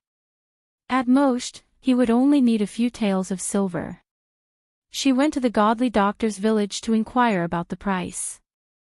Because the godly doctor was from the countryside and wasn't a famous doctor in Yang City, the house visit fee wasn't expensive. The villagers basically didn't have much money. The godly doctor knew that, so he never asked for a high price. You black-hearted wife. My Era didn't say anything, but you said it. I'll ask Era to pay for it later. Mrs. Zhu replied unwillingly. Mulan snorted coldly, Mother, it doesn't matter who you tell. Anyway, my family has no money. Era can't take it out either. When Mrs. Zhu heard this, her heart sank. She slapped her thigh and cried, I don't want to live anymore. I don't want to live anymore. I'll just kill myself. They were all heartless people. Old man, if you leave, my life will be miserable. The whole family only knows how to bully me. With that, Mrs. Zhu wanted to bang her head against the wall again. Originally, Mulan still cared about Mrs. Zhu. But now, she didn't want to talk to Mrs. Zhu at all. Because as long as they paid attention to Mrs. Zhu, the second branch would be at a disadvantage. Anyway, Zhu Daniu was there. If even her son didn't care about her, how could outsiders cast their eyes on her, their daughter-in-law, to blame? Sometimes, one had to be ruthless, especially in a situation like this where it was obvious that they would be at a disadvantage if they were soft-hearted. Second sister-in-law, are you really going to watch our mother die without doing anything? Zhu Daniu gulped as Mulan asked. Mulan replied, Big brother, are you going to watch our mother die without doing anything? Why don't you sell a moo of land and raise enough money to treat third brother's illness? That way, we won't have to seek death. Zhu Daniu choked and didn't know how to reply. When did his second sister-in-law become so eloquent? She wasn't like this in the past. Chapter 1306. Zhu Sanlu walked over to Mrs. Zhu impatiently and said to Mrs. Zhu, Mother, why are you crying? Don't make a fuss. If it doesn't work, just sell me one moo of land to save me the trouble. Mrs. Zhu stopped crying and blinked at Zhu Sanlu. That's the capital for your future wife. If you sell the land, how will you and your wife live in the future? If you don't have land to plant, you won't have food to eat. You'll starve to death. Mrs. Zhu loved her youngest son dearly. She was afraid that Zhu Sanlu wouldn't have a good life in the future, so she started to scheme for Zhu Sanlu. Zhu Sanlu replied indifferently, Mother, that's a matter for the future. We'll talk about it later. The most important thing now is to cure my manhood. Otherwise, without it, how can I get a wife? I'm afraid I'll be single for the rest of my life. Mrs. Zhu thought about Zhu Sanlu's words. That was indeed the case. If Zhu Sanlu's manhood couldn't be cured, he would be equivalent to a cripple in the future. Even if he got a wife, he wouldn't be able to carry on the family line. Wouldn't that be tantamount to being boring? The most important thing now was to cure Zhu Sanlu. All right then. Later, I'll ask your eldest brother to help you find the person who bought the land and sell one moo of land to treat your illness. Mrs. Zhu responded. Seeing that Mrs. Zhu had thought it through and stopped tormenting him, Zhu Daniu finally breathed a sigh of relief in his heart. He followed Mrs. Zhu and said, Mother, I'll help you ask later. Mrs. Zhu snorted and glanced at Zhu Daniu unhappily. In the end, it's because of your good wife. If she hadn't lost the 5 taels of silver, would our family be able to buy LoveLore's land now? Zhu Daniu's expression was also ugly. Thinking of this, Zhu Daniu became angry. His unhappy gaze fell on Mrs. Qi. Mrs. Qi felt very uncomfortable when Zhu Daniu looked at her like this. She replied weakly, I didn't think of it, it's been a few days and this barren mountain hasn't been sold yet. I think you want to keep this thing to eat. Zhu Daniu scolded Mrs. Qi angrily. Daniu. I'm also anxious, but I can't find anyone to buy it. Didn't you say that Zhao Yun wants it? Hurry and ask her if she still wants it, we have to sell it. Otherwise, we won't get a farts. After Zhu Dainu finished speaking, he didn't forget to add, if you can't get me some money, I'll really rent you out. Let's see if you,'s life. Madame Chi responded weakly and looked at Zhao Yun. She really had no choice but to beg Zhao Yun. Because she really didn't want to be rented out to give birth to another man's child and become his wife. Generally, men who gave birth to women couldn't marry a wife. They were either too ugly or too poor. They could only rent a woman back to give birth to a child to carry on the family line. If she really went over, then her life would be miserable. Thinking about her future life, she had to beg Zhao Yun, no matter what. Even if her heart was full of unwillingness. At this time, Zhao Yun was still in the family Zhu's courtyard, talking to Mulan. It was nothing more than praise for Mulan. Chapter 1307. Before she could say a few words to Mulan, she saw Madame Chi walking towards her. Zhao Yun raised her head, the corners of her mouth evoked a cold smile. Madame Chi stopped in front of Zhao Yun and smiled at Zhao Yun. Madame Chi's sudden show of goodwill, Zhao Yun knew that it must be because of something. She sneered and asked, "Sister-in-law, do you have something to say?" Madame Chi asked in a fawning manner, "Yun, do you still want to buy that barren mountain?" Zhao Yun knew what Madame Chi meant. She shook her head and replied, "Didn't I say already? I don't need it anymore." Madame Chi suddenly became anxious. "Yun, didn't you want it before? Why do you suddenly not want it now? Do you think that the price I quoted is too high?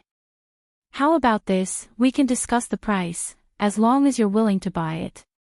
Madame Chi wouldn't have said this before.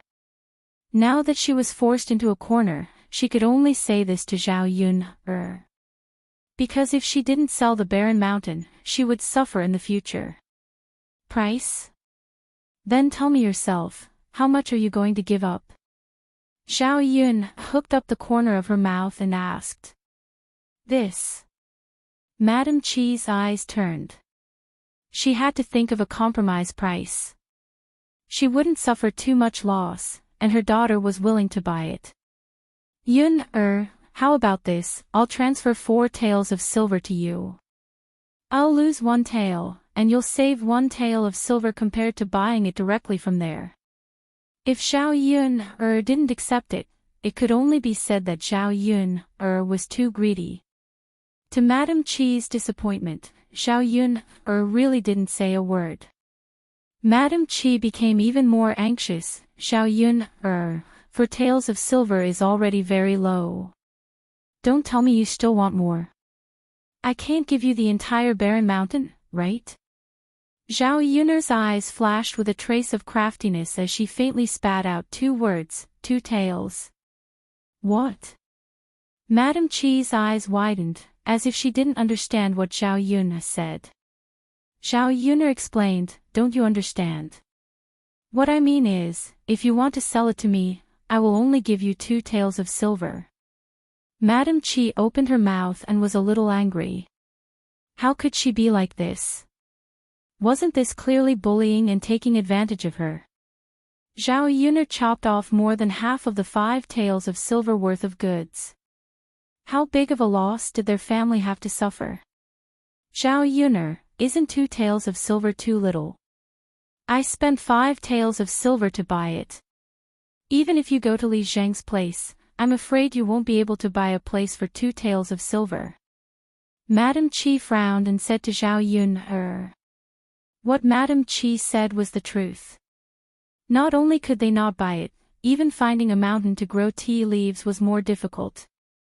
After all, some places were remote, or on the higher side, or because of the direction of the terrain, they were not suitable. Those places required time, energy, and money to develop, so it was more difficult. Instead, the barren mountain in Madame Chi's hands was the most suitable. If it wasn't because of this, Xiao Yuner wouldn't have spent this time to deal with Madame Qi. With her character, she wouldn't have bought it if Madame Qi did such a thing. If you're not selling it for 2 taels, then forget it. We have nothing to discuss. Xiao Yuner directly opened her mouth and said to Qi Shi.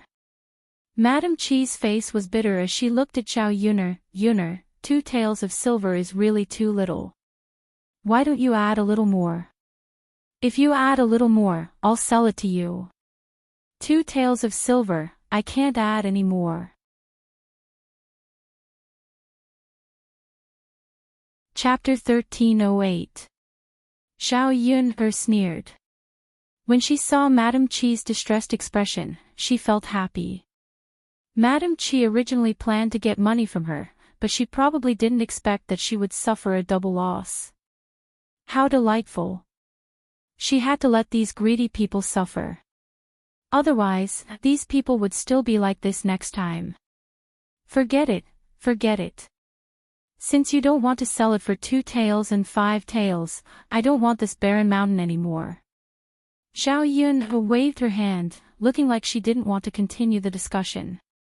Madame Qi bit her lower lip. Xiao Yuner didn't want to buy it. She was afraid that if she transferred the 2 taels of silver to someone else, they wouldn't want it. After all, who wouldn't buy a barren mountain for no reason? She spent money and couldn't take care of it, so she couldn't grow food. She didn't know why Xiao Yuner wanted to buy a barren mountain. Otherwise, she could learn from Xiao Yuner and make something out of it. Yuner, you also know that the things I bought with 5 taels of silver were cut in half. It's really too much. We're all honest people, so we can't take advantage of you too much. If you really want to buy it, I'll give you 3 taels. Is that okay? Xiao Yuner's eyes turned. 3 taels was really too little. This Madame Qi saved her 2 taels of silver in one go. Xiao Yuner couldn't help but feel a little comfortable. However, she pretended to be in a difficult position. Sister-in-law, actually, I don't have much use for this barren mountain. It's dispensable. 3 taels of silver is a good thing. Yes, yes, yes. Yuner, you're right. But I did spend 5 taels of silver to buy this barren mountain. You know. The price I paid was enough. You bought it, so you made a profit. All right then. 3 taels it is. This is because I'm giving face to sister-in-law Mulan. Otherwise, no matter how much you beg me, I won't buy it. Madame Qi smiled embarrassedly. Obviously, her heart was bleeding and she wanted to curse. But in front of Xiao Yuner, she still had to smile and follow behind Xiao Yuner to agree. Yes, yes, yes. Yuner, I'll remember it. Later, give me 3 taels of silver and I will let you have the title deed. You just have to let Lord Li Jing handle the procedures. Xiao Yuner responded faintly. Thinking that Madame Qi had lost 2 taels of silver at once, Xiao Yuner felt very happy. It wasn't easy for them to sell the barren mountain. Although they had lost a lot of money, Madame Qi finally felt relieved. After Xiao Yuner finished talking, Madame Qi turned to Zhu Dainiu and explained to Zhu Dainiu. Zhu Dainiu still scolded Madame Qi. It's all because of you, stinky woman. You made me lose 2 taels of silver at once. Later, if you don't earn back those 2 taels of silver for me, you'll get it. Madame Qi curled her lips in grievance and said to Zhu Dainiu. Dainiu, how can I have the ability to earn money? The child is still young. I have to take care of the child, cook and do housework. I can't find the time. Zhu Dainiu snorted coldly. Why can't you do it? Could it be that second sister-in-law has to do less work and take care of less children than you? How come she can earn money but you can't? Speaking of this, Zhu Dainiu felt very uncomfortable in his heart. He was somewhat envious of his second brother, Zhu Eru. Chapter 1309. Now his second brother's family could live in a big house, but he still had to stay in a small thatched hut. When the villagers talked about the two brothers, they would definitely say that his second brother was more capable than him. How could he be balanced in his heart? Madame Chi curled her lips in grievance and said, "Chiao, Er's father, second sister-in-law is second sister-in-law. I'm not as capable as second sister-in-law. Aren't most women in the village the same? How can I make money?" Madame Chi's words only sounded like an excuse to Zhu Dainyu. After a cold snort, he continued to scold Madame Chi. Okay, don't give me so many excuses. If second sister-in-law can make money, you have to make money too. Madame Chi was very embarrassed and said to Zhu Dainyu, it's not as simple as you say. Second sister-in-law can make money because she followed Zhao Yun. Zhao Yun has the capital to do business, but I don't have any capital. Where can I make money? Zhu Dainyu glared at Madame Chi, thinking that this woman had so many excuses. It was fine that she didn't have the ability, but she made so many excuses in front of him. Second sister-in-law, you also made a lot of money without following Zhao Yun. In the end, it's all because you don't have the ability. Zhu Dainyu snorted softly, thought for a while, and said, didn't second sister-in-law make that wicker basket and sell it to make money before? You should follow second sister-in-law and learn from her. Make some wicker baskets and sell them. Madame Chi continued to think of a way to refute Zhu Dainyu's words. Chiao Er's father, you can't say that. I don't know how to weave. Second sister-in-law may not teach me how to weave. I'll talk to second sister-in-law. If second sister-in-law agrees, you have to learn from her. Madame Chi responded weakly and didn't dare to object. Zhu Dainyu walked up to Mulan and looked at Mulan ingratiatingly. Second sister-in-law, can you teach your weaving skills to your sister-in-law? Mulan was a little angry about what happened just now, so she didn't want to talk to Zhu Dainyu.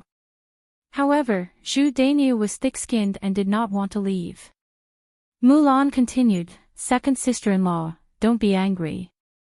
Just teach your sister-in-law. Look at us, the people of the first branch don't have it easy. It was still okay before, but your sister-in-law lost so much money all of a sudden. If she doesn't earn some money, she probably won't be able to live on. There are old and young at home. After listening to Zhu Dainyu's complaints, Mulan's heart softened. She thought that teaching Madame Chi how to weave a wicker basket was nothing. If she taught Madame Chi how to weave a wicker basket, Madame Chi would have something to do every day. It would save Madame Chi the trouble of coming over and looking for trouble. Mulan said to Zhu Dainyu, Big brother, I can teach her, but I have to make it clear that weaving a wicker basket is not that easy. It's easy to hurt your hands. It's hard to make money by doing this. It was Madame Chi's hard work. It had nothing to do with Zhu Dainyu, so Zhu Dainyu said indifferently, it's okay. What kind of money is easy to make? That's fine. Mulan responded. Zhu Dainyu walked up to Madame Chi and greeted her, second sister-in-law has agreed. You go back and learn. Be honest and diligent, or you'll be in trouble. Madame Chi pursed her lips, I know, Chiao Er's father. I will learn well.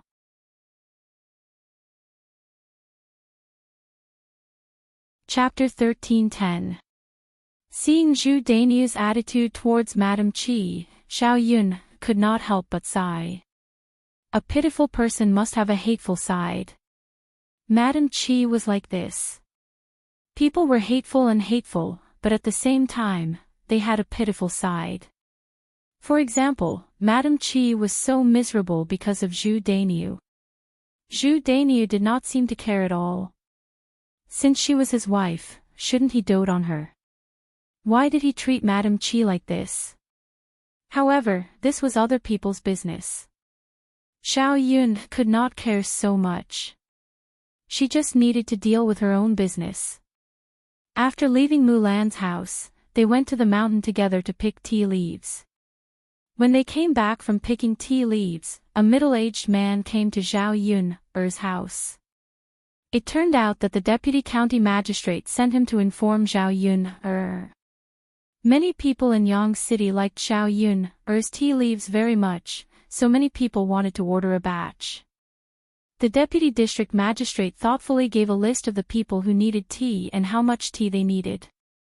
He asked someone to give it to Zhao Yun. This way, it would be very convenient for Zhao Yun to calculate.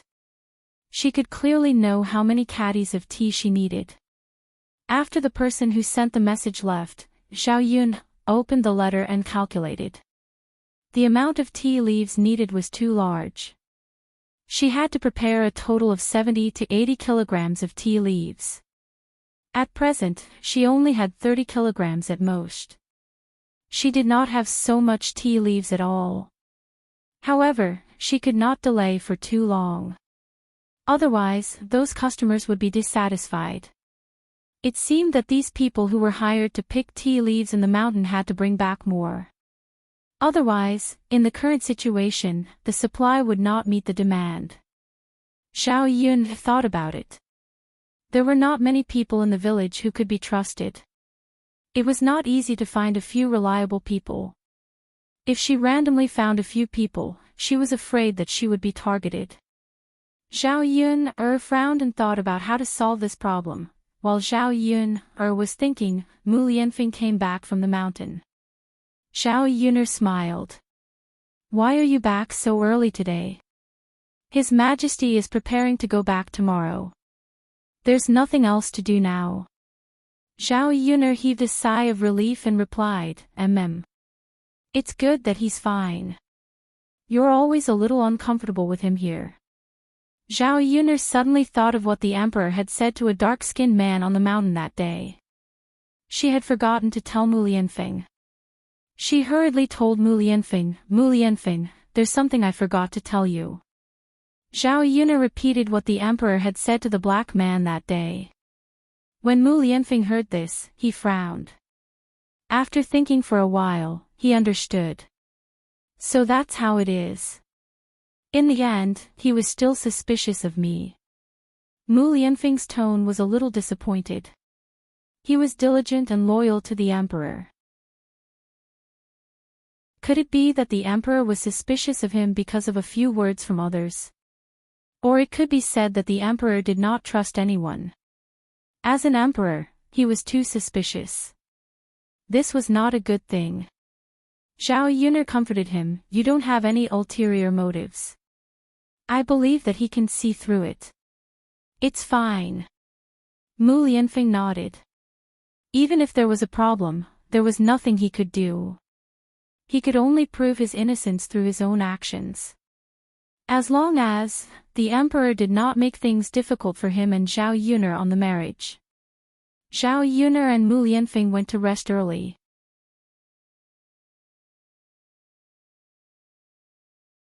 Chapter 13:11.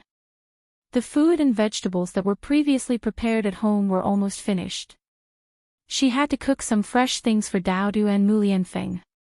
Zhao Yun felt that her Xiao Mao was very excited on the way to town. For a while, Zhao Yun didn't bring Xiao Mao out for a stroll. Xiao Mao probably felt that it wasn't of any use, so it couldn't hold back when it was at home. Seeing that Xiao Mao was running like a gust of wind, Zhao Yun couldn't help but exhort Xiao Mao, slow down. Don't be anxious. We're not in a hurry to go to town. There's plenty of time.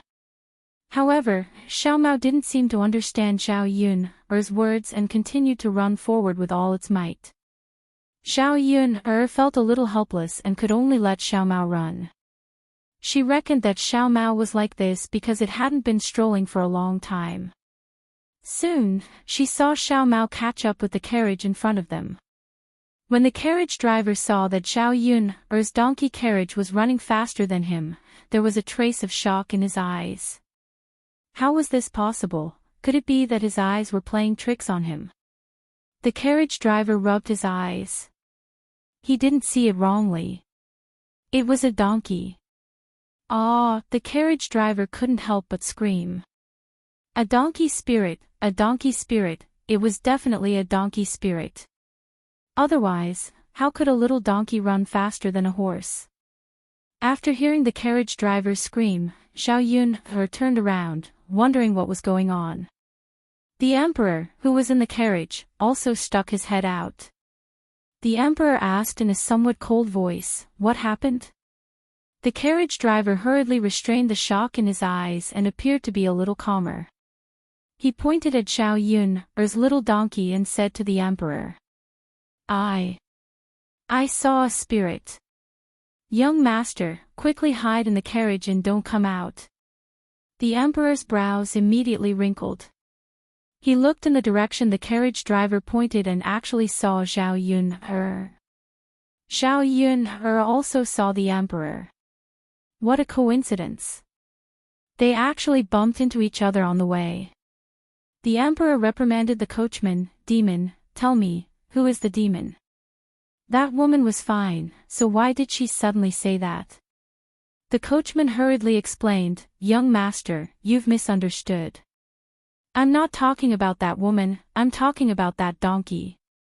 Look, where can you see a donkey that runs faster than a horse? Whoosh! Whoosh! Whoosh! It was like a gust of wind when it ran. If it wasn't a spirit, then what was it? In my opinion, he is a donkey demon. That woman raised a donkey spirit. I don't think she's a simple character."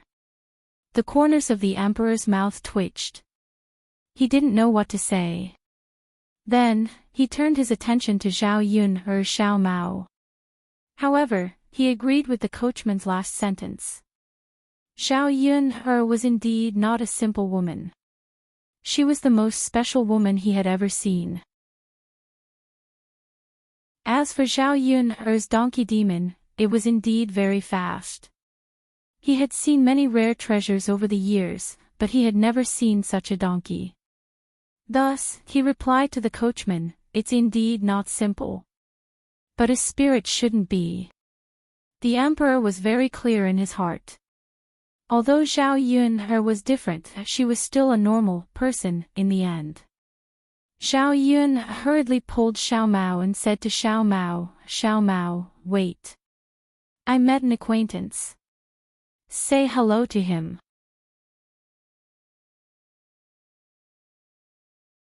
Chapter 13:12.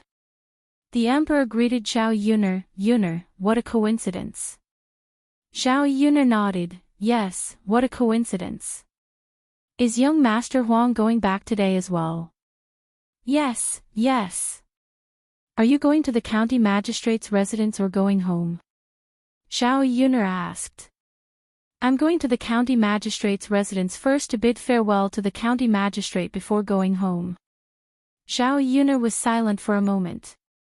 Since young Master Huang said he was going home, he was probably going back to the palace. She didn't know if he was going to deal with Mu Lianfeng's betrothal. Zhao Yun smiled and said to young Master Huang, "I'm also going to the county magistrate's residence. If I had known earlier, I would have accompanied young Master Huang. At least, I have someone to talk to on the way and I won't be too lonely." Zhao Yun was just being polite. After all, she had to maintain a good relationship with young Master Huang. If she wanted to be with Mu Lianfeng in the future, she might have to rely on the emperor. The emperor chuckled and said, "If I knew that Miss Yun was going to the county magistrate's residence today, I would naturally accompany Miss Yun. But since we met on the way, it's a coincidence. The two of us can accompany each other and chat for the rest of the journey." As the emperor spoke, he got down from the carriage and directly sat on Zhao Yun's donkey cart. Zhao Yun was slightly stunned. She couldn't help but ask the emperor, "Your Majesty, are you sure this is okay? Miss Yun, what do you think is wrong?" Zhao Yun swallowed her saliva. The emperor was the emperor. He was second only to one person and above thousands of people. With such a noble status, how could he sit in a donkey cart? At least, he should sit in a carriage, right? Yes, my family's donkey cart is too simple and crude. It's more comfortable for you to sit in a carriage. Otherwise, the journey might be a little bumpy and your butt will hurt. Zhao Yuner spoke out her worries. The emperor didn't mind and came back, so what? Since Miss Yuner can sit here, I can sit here too. Zhao Yuner replied helplessly. All right, all right, all right. Since she wanted to sit, he didn't think much of it, so he couldn't stop her.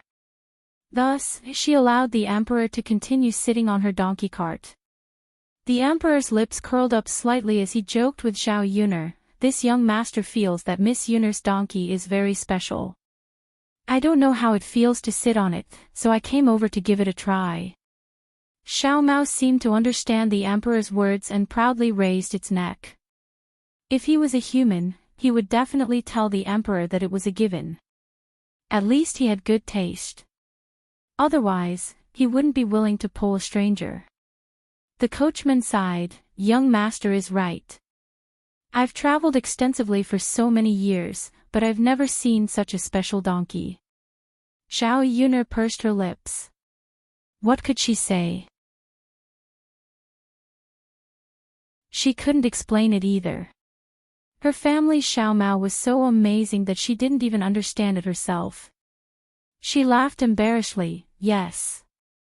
My family's donkey is indeed a little special, but it's nothing much. There are many strange things in this world.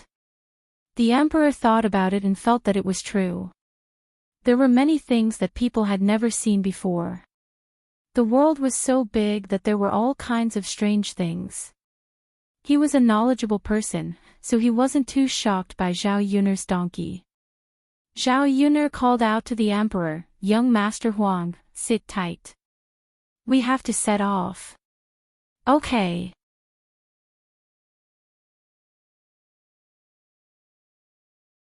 Chapter 13:13. Zhao Yuner was afraid that the donkey cart would be too bumpy, so she warned Xiao Mao, don't be anxious. Let's take it slow. However, Xiao Mao acted as if it didn't understand Zhao Yuner's words. It continued to run with all its might, but it wanted to show off its uniqueness in front of the emperor. If Zhao Yuner knew what Xiao Mao was thinking, she would probably be angered half to death by Xiao Mao. Zhao Yuner's donkey cart didn't have a soft mattress, so her buttocks had to sit on the hard cart. After a bumpy day, it hurt a lot. Zhao Yuner herself couldn't stand it, let alone the emperor, who lived like a prince. Presumably, he hadn't been treated like this for so many years. She looked at the emperor with some embarrassment and said, young Master Huang. I don't know if you're feeling too uncomfortable. Why don't you get down first and wait for your carriage behind? The emperor frowned slightly. His buttocks were indeed feeling uncomfortable, but if he got down, wouldn't he lose face? Zhao Yuner, a woman, could endure such a bumpy ride. As a man, he couldn't be too delicate. So when Zhao Yuner came back, she said, no need. Miss Yuner, I'll take your donkey cart. It's actually quite good. Without a carriage, he could enjoy the scenery of the fields. The morning breeze blew on his face and it was very comfortable. Moreover, there was a faint smell of soil and fragrant grass in the breeze.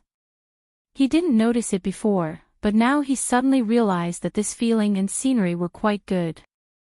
Thinking about the high walls and courtyards in the imperial palace, how could it be as comfortable as the countryside, if it wasn't for his identity, as well as the responsibility and ambition he had to bear? He felt that an ordinary life would be quite good.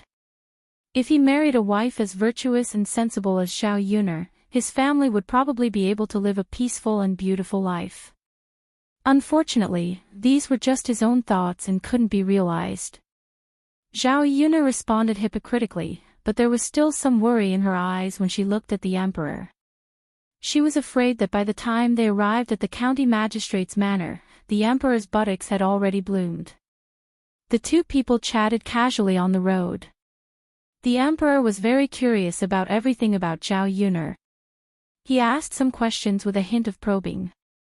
The more he knew about Zhao Yuner, the more he felt that this woman was not simple. She was not like a normal country woman at all. If she hadn't inquired about Zhao Yun, in the village, it was inevitable that she would have some doubts about her identity. After a long journey, they finally arrived at the county magistrate's residence. The emperor prepared to get down from Zhao Yuner's donkey cart, but sadly found that his butt seemed to be unable to move. If he moved, it would hurt terribly. "Young Master Huang, what's wrong?" Zhao Yuner asked worriedly. The emperor looked at Zhao Yuner awkwardly. What could he say? He couldn't possibly tell Zhao Yuner that his butt hurt, right? He couldn't help but blush. In all these years, he had never done something so embarrassing and shameful. If this spread out and was known by others, where would he put his face? Zhao Yuner saw that there was something wrong with the emperor's expression, so she almost guessed what was going on. "Young Master Huang, do you want me to help you, or you can sit down and rest for a while?" I'll rest for a while." "Okay, then I'll wait outside with you. We'll go in together later." Zhao Yuner went back to the donkey cart.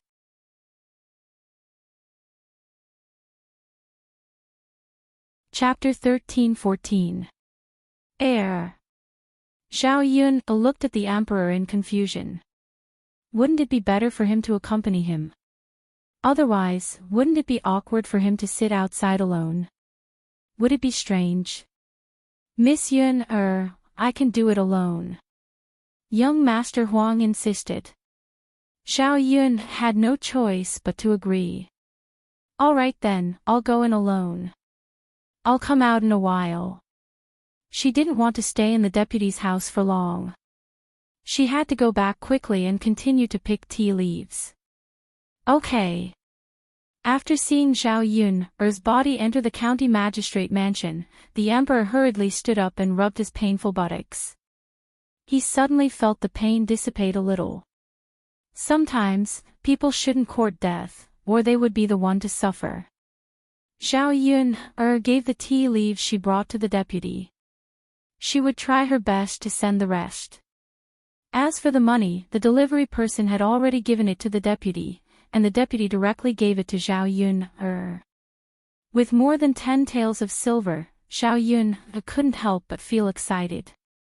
It was much easier than the money she earned from the morning tea stall. He thought that once he filled the barren hills with tea trees and obtained more tea leaves, he would be able to earn even more money. After saying that she had something to do, the deputy's wife didn't ask Zhao Yun to stay. She let Zhao Yun go back. After leaving the deputy's house, Zhao Yun saw that the emperor had gotten out of the carriage. He was standing beside her Xiao Mao and muttering something. She didn't know what he was saying to Xiao Mao. Seeing Zhao Yun coming over, the emperor quickly shut up. "Young Master Huang, are you feeling better?" "Much better. I'm fine now." "Well, you can go in. I'll go back first." "Okay." The emperor withdrew his sight from Zhao Yun. Don't know what he was thinking. He stood in the same place for a while, then turned and entered the county deputy manor. Zhao Yun hurried to the market and bought everything she needed.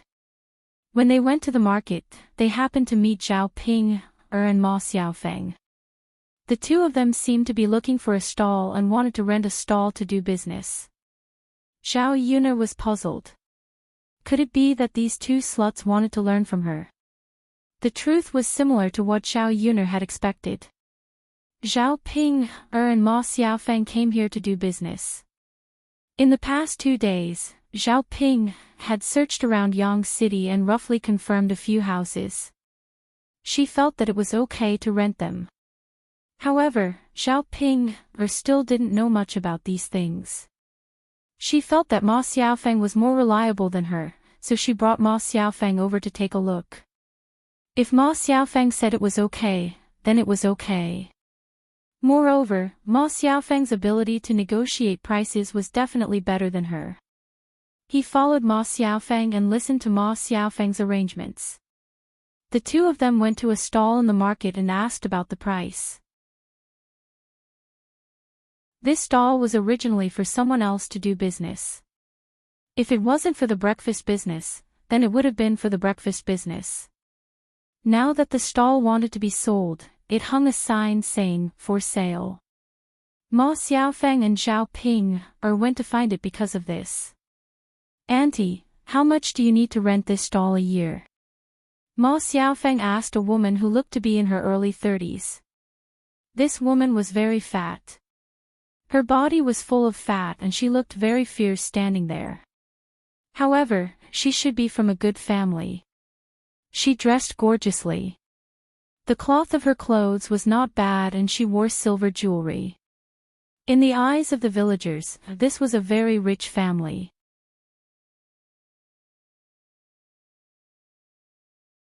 Chapter 13-15. She replied to Ma Xiaofeng unhappily, "Auntie, Auntie, who are you calling? Where's Auntie? Are you blind?" She was only 27 or 28 years old and looked a little old. What she hated the most was hearing people call her auntie. Ma Xiaofeng looked 16 or 17 years old, but she was only 10 years older than this girl. How could it be appropriate for her to start calling her auntie? Ma Xiaofeng was momentarily stunned. She did not understand why the fat woman was angry. Ma Xiaofeng stuttered. When she met the fat woman's fierce eyes, she did not know what to say for a moment. "Little girl, next time look carefully. Don't just call everyone auntie. It's more appropriate to call her big sister." Ma Xiaofeng rolled her eyes in her heart. Only then did she understand why the fat woman was angry. Although Ma Xiaofeng was also somewhat uncomfortable in her heart, in order to rent the stall, Ma Xiaofeng suppressed the anger in her heart. Instead, she smiled and said to the fat woman, "Big sister, may I ask, how much does it cost to rent this stall a year?" The fat woman's mood improved a little. She faintly replied to Ma Xiaofeng, "The first year you take over the stall will be 8 taels of silver. After that, it will be 1 tael of silver every year." "Why?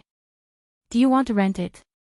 When Ma Xiaofeng heard the fat woman's price, she felt that it was a little expensive. However, this stall's market was not bad. There were many people coming and going, so it was convenient to buy things. If she could rent it, the business would not be too bad. Ma Xiaofeng haggled with the fat woman, "Big sister, I want to rent this stall. But your stall seems to be a little expensive. Can you give us a cheaper price?" The fat woman glared at Ma Xiaofeng. She seemed very unhappy. "Then how cheap do you want it to be? You can go to other stalls and ask around. How many stalls are in a good market that is cheaper than mine?" Ma Xiaofeng twitched the corner of her mouth and replied with a smile, "Big sister. It's our first time doing business. It's not easy. Why don't you give us a friendship price and make it cheaper?" Ma Xiaofeng's tone was completely negotiating. The fat woman replied in a bad mood, "If you don't want to rent it, then don't rent it. Hurry and get lost. How can you do business if you don't have money?" Ma Xiaofeng was stunned. She did not expect the fat woman to have such a bad temper. When Zhao Pinger heard this, she wasn't happy. She started arguing with the fat woman. "How can there be people like you? Business talk, business talk, business talk. Why are you scolding people?" The fat woman put her hands on her waist and started to argue with Zhao Pinger. "Who is scolding? Did I say I wrong? You want to rent a stall when you don't have the money? I've already lowered the price to the lowest. You're shameless enough to want to lower the price." Zhao Pinger stared at the fat woman angrily. This woman was too arrogant. "How can there be people like you? Aren't we negotiating the price in a friendly manner? I'm not forcing you to lower the price. You can just not rent it. Why are you scolding people?" Hee hee. The fat woman sneered. I'm scolding people. So what? You are standing in front of my stall. I can scold you. You, Xiaoping, wanted to rush up and slap the fat woman. However, the fat woman was tall and burly. Even Tu Xiaoping could not beat her. If they really fought, she would be at a disadvantage. Forget it, big sister Ping. Let's go to other stalls and ask. Ma Xiaofeng pulled Xiaoping.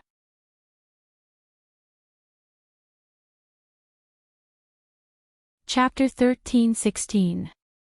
She nodded and said, Okay, Xiaofeng, let's rent from other stalls. There are so many stalls, it's not like she's the only one.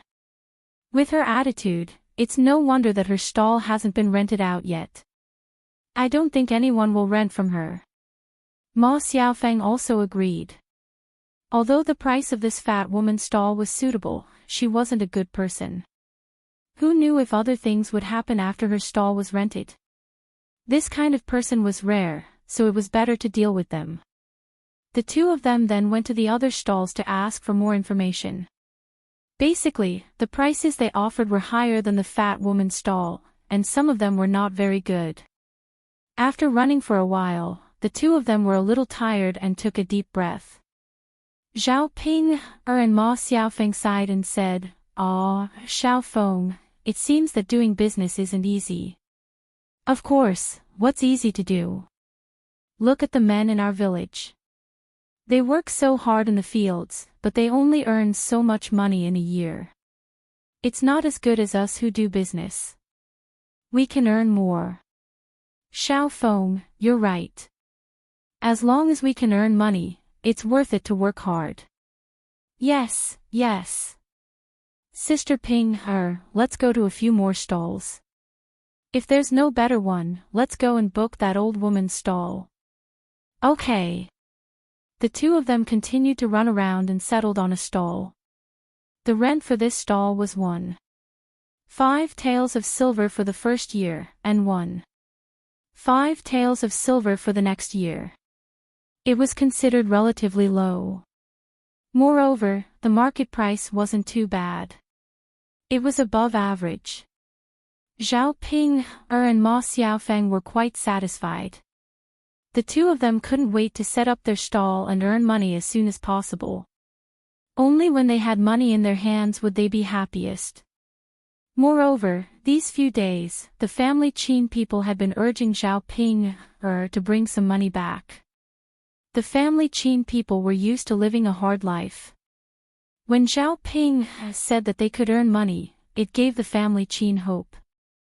The family Qin people were thinking about money and living a good life these days. As for Qin Yuan's illness, it had improved a lot during this period.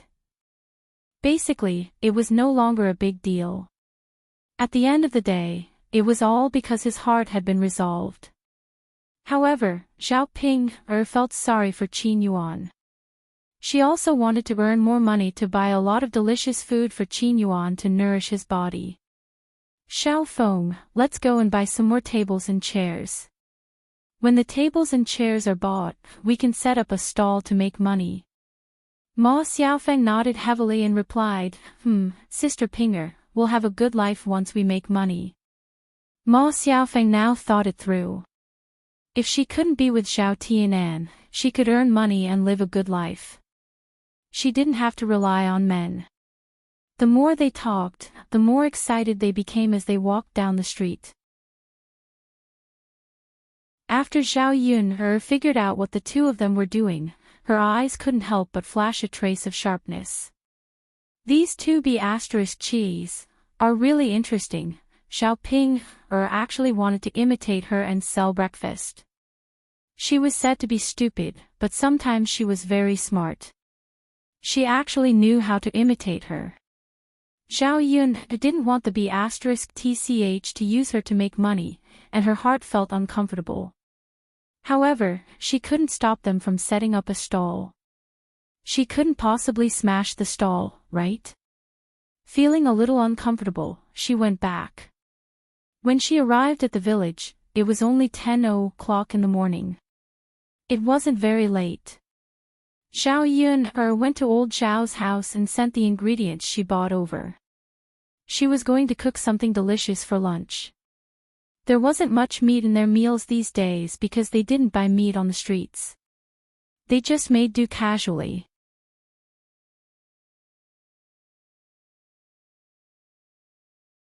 Chapter 13-17. When Zhao Yun arrived at old Zhao's house, she saw a carriage parked in the courtyard of old Zhao's house. She thought that some important person had come, but she did not expect that it was Zhao Xinhui who had come back to visit her parents. Under normal circumstances in the countryside, a daughter would visit her parents on the second or third day. However, Zhao Xinhui did not know how many days had passed since she came back. Zhao Yun guessed that Zhao Xinhui was too lazy to come back. After all, life in the Meng residence was much more comfortable than in old Zhao's house. When Zhao Xinhui came back, she was wearing a purplish-red silk dress. She wore all kinds of jewelry on her neck, hands, and head. She looked like a nouveau riche. When Zhao Yun saw Zhao Xinhui's dressing, she could not help but want to complain. This Zhao Xinhui looked like a nouveau riche. People were like this. The more ordinary they were, the more they wanted to show off. Those real madams and misses did not need to dress like Zhao Xinhui. When Zhao Xinhui came back, she brought a lot of good things. Old Zhao's first branch and second branch could not help but go forward to curry favor with Zhao Xinhui, as if they wanted to get some benefits from her. You're finally back. Mother missed you so much. Hui Chunhua held Zhao Xinhui's hand and could not help but mutter. What are you thinking about, mother? I've only been away for a few days. Zhao Xinhui replied indifferently. Hui Chunhua nagged, you're a piece of flesh that fell off from mother. Mother missed you so much even if you were away for a few days. Alright, mother, let's not talk about this anymore. There's no use in missing me. How are you doing after marrying young Master Meng? Hui Chunhua asked with concern. She was most worried about this matter. After all, as a mother, she missed her daughter dearly. She was afraid that her daughter would be wronged after getting married. Good, of course, it's good. Mother, my husband's family is rich. He eats and drinks good food every day, wears beautiful clothes, and has beautiful jewelry. Mother, look at my appearance. How can ordinary people have it? If I knew that I could have such a good life after getting married, would have wanted to get married earlier. Zhao Xinhui was not afraid of losing face and said directly. Hui Chunhua nodded in satisfaction. It's good that you're living well. Indeed, if you were to marry a country bumpkin, how could you have a good life? In the end, it's my Hui-er's good fortune.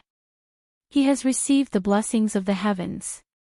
Of course, I've always been a lucky person. Zhao Xinhui replied with a proud smile. By the way, young Master Meng, don't you have other wives and concubines at home? How does your wife treat you? After all, the older ones could not tolerate the younger ones. After Zhao Xinhui married into the family, who knew if the wife of the Meng family would make things difficult for Zhao Xinhui? Speaking of this, Zhao Xinhui snorted and said, how could that old woman make things difficult for me? It's good enough that I didn't marry him. Mother, don't worry. My husband dotes on me now. He doesn't even care about those old women. He's probably tired of playing with them. Perhaps after some time, my husband will divorce them and let me become the official wife. Hui Chunhua was immediately happy when she heard this. A wife and a concubine were very different. A wife of a rich family would be respected. The villagers did not say it openly, but secretly, they were talking about Zhao Xinhui as a concubine. Hui Chunhua directly thought that these people were jealous of her family and did not take it to heart.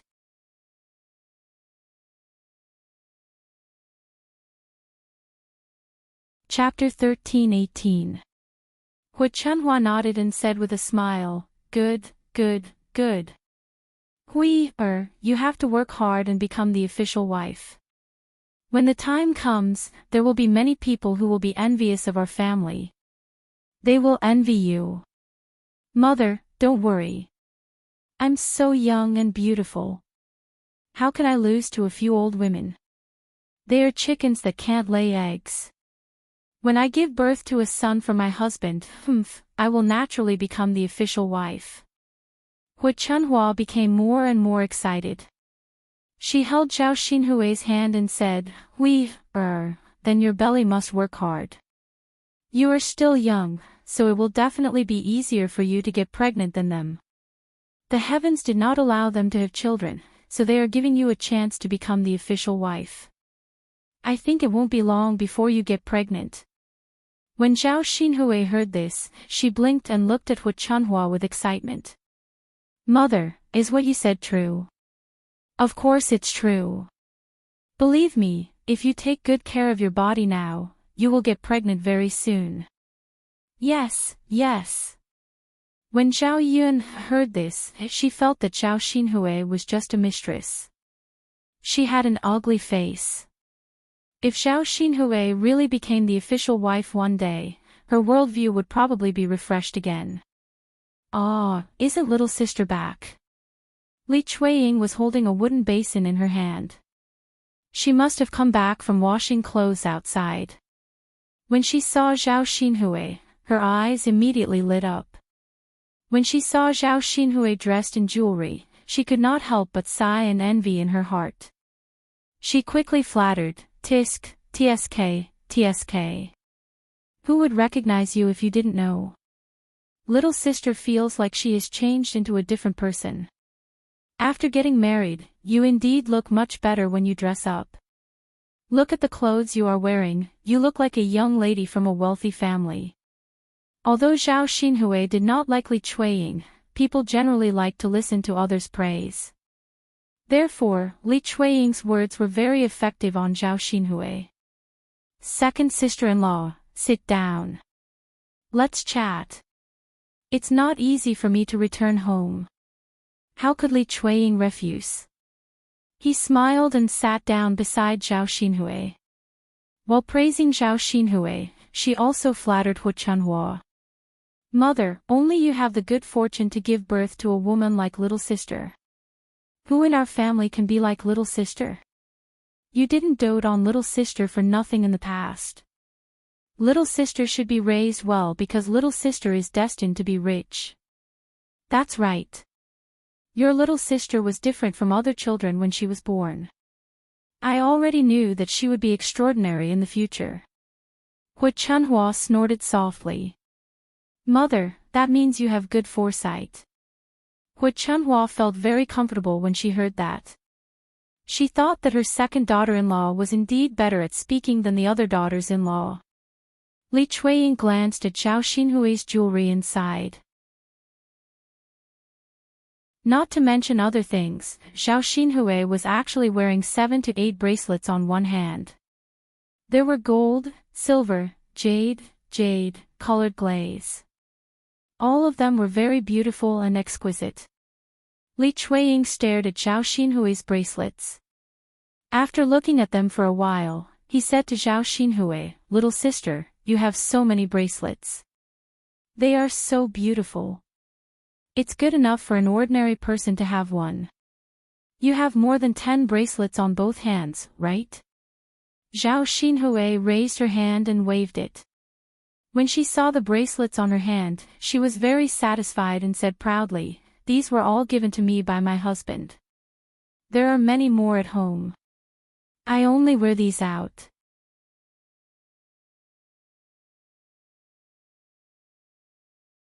Chapter 13:19. Zhao Xinhui raised her chin and said, This is nothing. There are more and better things. Second sister-in-law, you haven't seen them before, so you don't know what good things are like in the city." Li Chuiying smiled embarrassedly and followed behind Zhao Xinhui. Yes, you're right. You use a lot of things.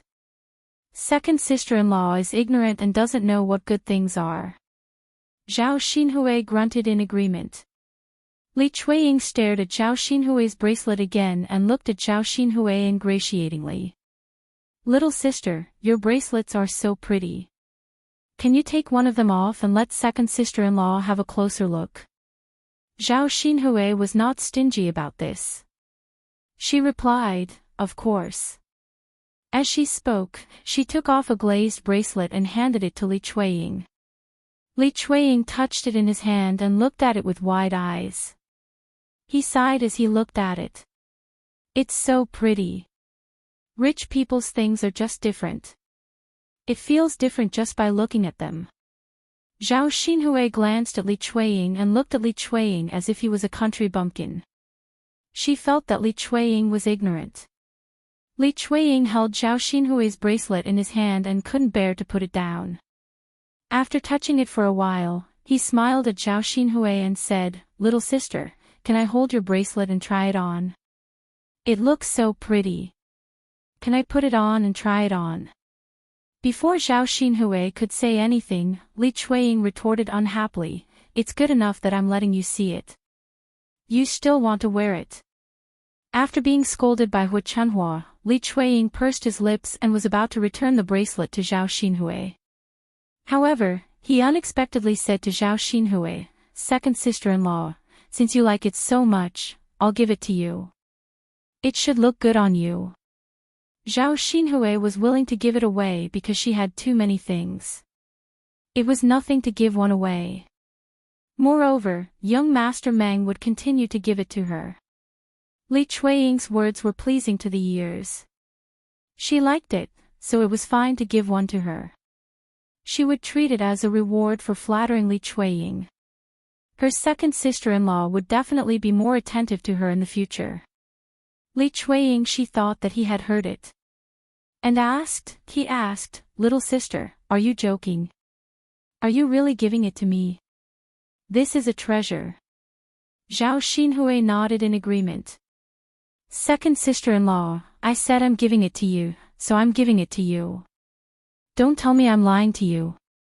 When Li Chuiying heard this, he was overjoyed. He pulled Zhao Xinhui aside and praised her, "Little sister, you're so nice. Now that you're rich, you still take care of your brothers and sisters-in-law. The Zhao family is so lucky to have a girl like you." Zhao Xinhui was also very happy to be praised. He replied faintly to Li Chuiying, "Of course, sister-in-law. We're family. Do you think I'm like some people who forget about our family when they're rich?" Zhao Xinhui was referring to Zhao Ping. When Zhao Ping was rich, she didn't care about old Zhao's family. She didn't care about old Zhao's family at all. She ate well and drank well, while old Zhao's family continued to live a hard life. Li Chuiying smiled and replied, "Yes, yes, yes. Little sister, you're still different from the average person." Zhao Ping replied faintly, "Of course." When Feng Zhangxia from the first branch saw that Li Chuiying had gained some benefits, she had an idea. She wanted to go over and flatter Li Chuiying to gain some benefits, but Shen Pan stopped her.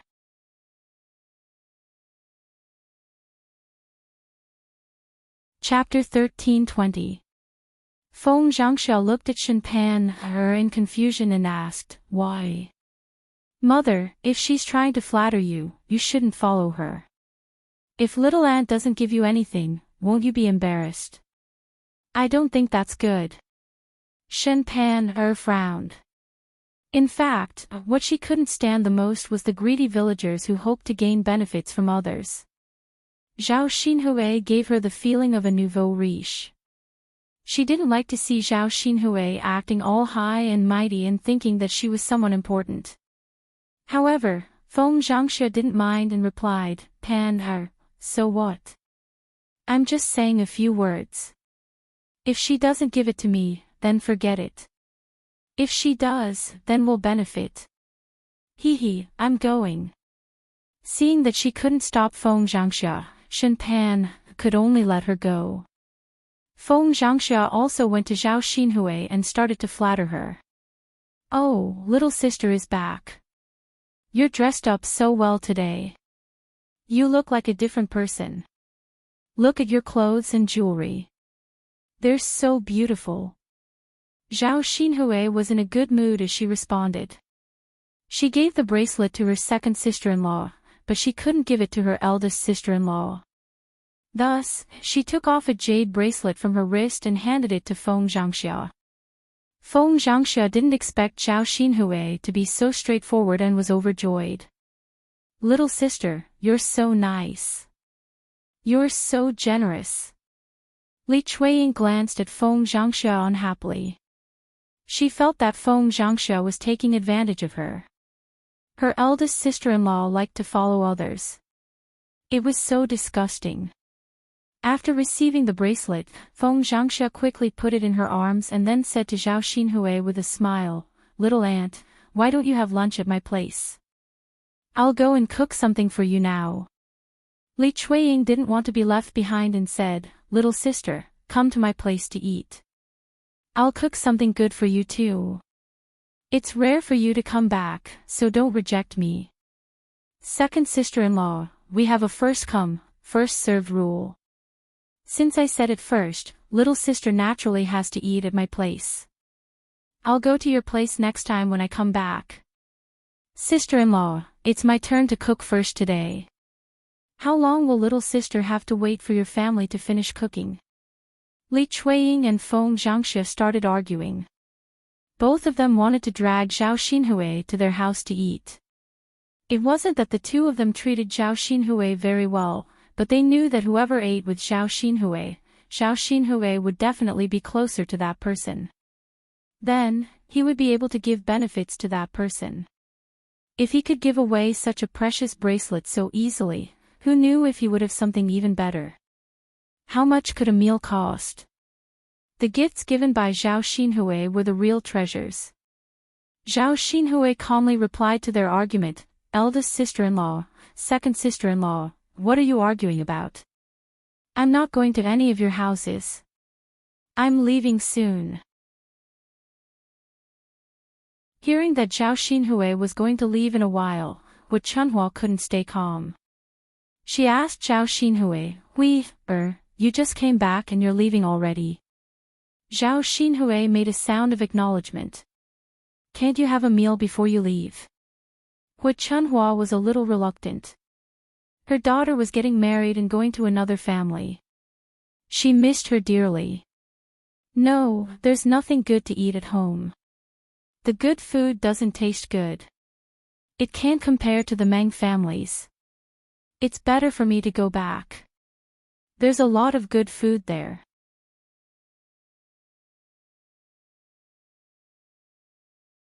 Chapter 13:21. Zhao Pinger snorted, "Mother, how many years have you been looking at it? Haven't you seen enough? Most people would be sick of it." "Ah, you child, which mother would be sick of looking at their own child? You'll understand when you have your own child." Zhao Xinhui pursed her lips. He couldn't understand.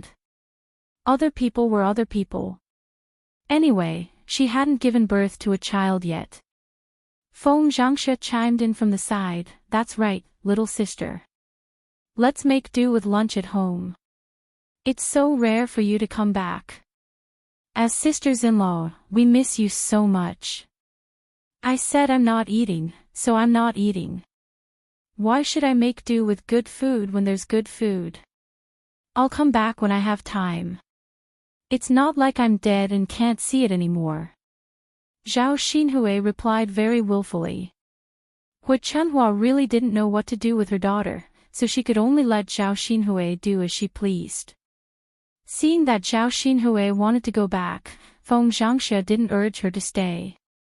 Instead, she happily held the jade bracelet Zhao Xinhui gave her and walked over to Shen Panner. She said to Shen Panner, "Look, Panner girl, your aunt really gave you a bracelet. Look, it's so pretty. It's even prettier than a gold bracelet." Shenpanner saw Feng Zhangxiao's somewhat snobbish manner and felt a little unhappy.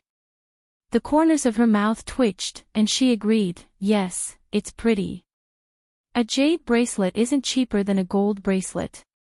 It's a rare item. Feng Zhangxiao was only a woman from the countryside, so she didn't recognize such expensive things. She only knew that Zhao Xinhui's bracelet definitely wouldn't be too shabby. When Shenpanner said this, she knew that it was a treasure and her heart was filled with joy. Panner, it's not appropriate for mother to wear such an expensive bracelet. Here, you wear this bracelet. Mother will give it to you. As she spoke, Feng Zhangxia stuffed the bracelet into Shenpanner's hands. Shenpanner didn't expect Feng Zhangxia to give the bracelet to her. Mother, Panner, wear it. It looks good on you. Mother's working hands don't look good with them. Shenpanner suddenly felt a little touched. She put it on and said to Feng Zhangxia, "Thank you, mother." Feng Zhangxia smiled kindly. "What are you thanking me for? Your mother's daughter-in-law. It's normal for her to give you anything good. Mother only has 2 sons and no daughter. Don't I treat you like my own daughter?" Shenpanner nodded.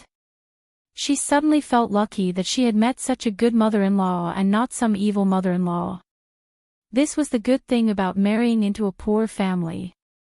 If she were to marry into a well-matched family, who knew if she would be targeted by her mother-in-law after going overboard? If her mother-in-law made things difficult for her, her life would not be easy. In the past few years, Feng Zhangxia had never given her a hard time. She was very good to her, and Shenpanner remembered this in her heart. Mother, you're the best. You child. Why are you still talking about this? Go and rest in the house.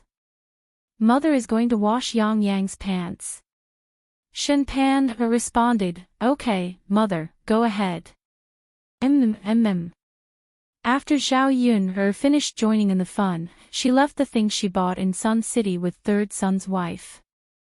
Zhao Yun thought that Liang Jinqiao didn't understand the situation, so she asked Liang Jinqiao, "Mother, I ran into Sister Ping in Sun City today. Guess what Sister Ping wanted to do?" "What did you want to do with Sister Ping?"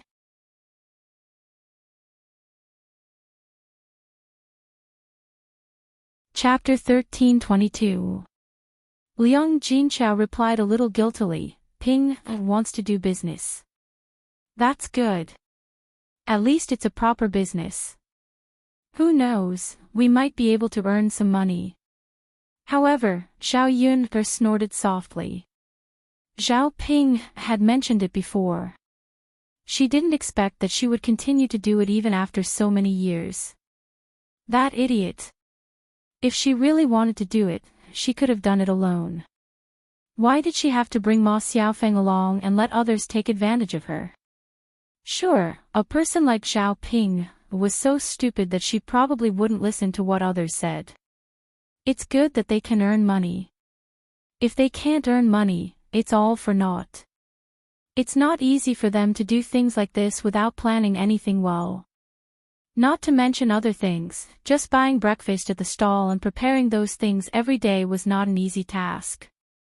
The breakfast made by them might not necessarily be delicious. Her breakfast stall's business was good because her food had a unique taste that most people liked. Otherwise, ordinary stalls wouldn't be able to earn much money. If they didn't manage it well, they might suffer a loss.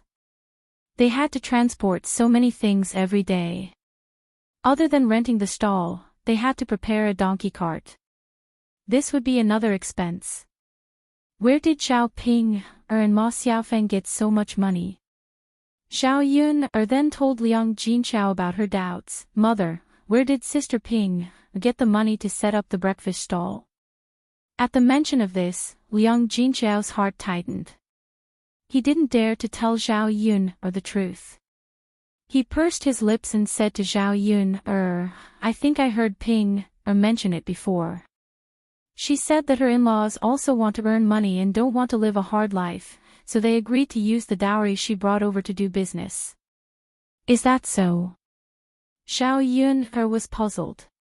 When did the family Qin's people become so willing to trust Zhao Ping so much? However, on second thought, it wasn't impossible for the family Qin's people to agree because of the profit motive. Liang Jinxiao's palms were covered in a layer of cold sweat. His smile was a little stiff as he said, "Since Ping has said so, it should be true. Then it'd be best if Sister Ping can earn money. If she can't." She reckoned that the family Qin's people would make her suffer. Liang Jinxiao replied, "Yes, I hope Sister Ping's people can earn money. Her in-laws family Qin's family. It's not easy. She's only a few days after she got married."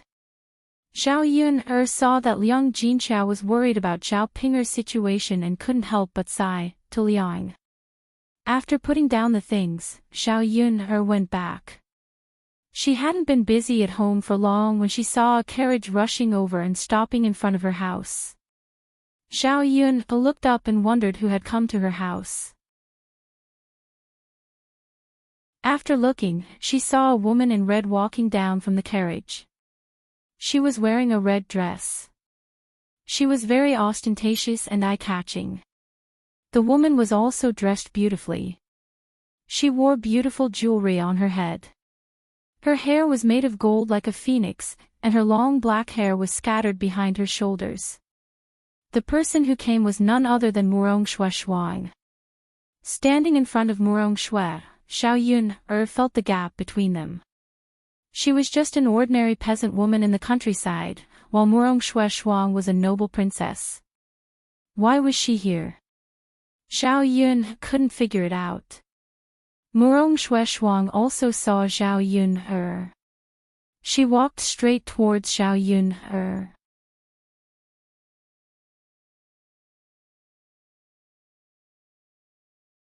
Chapter 13:23.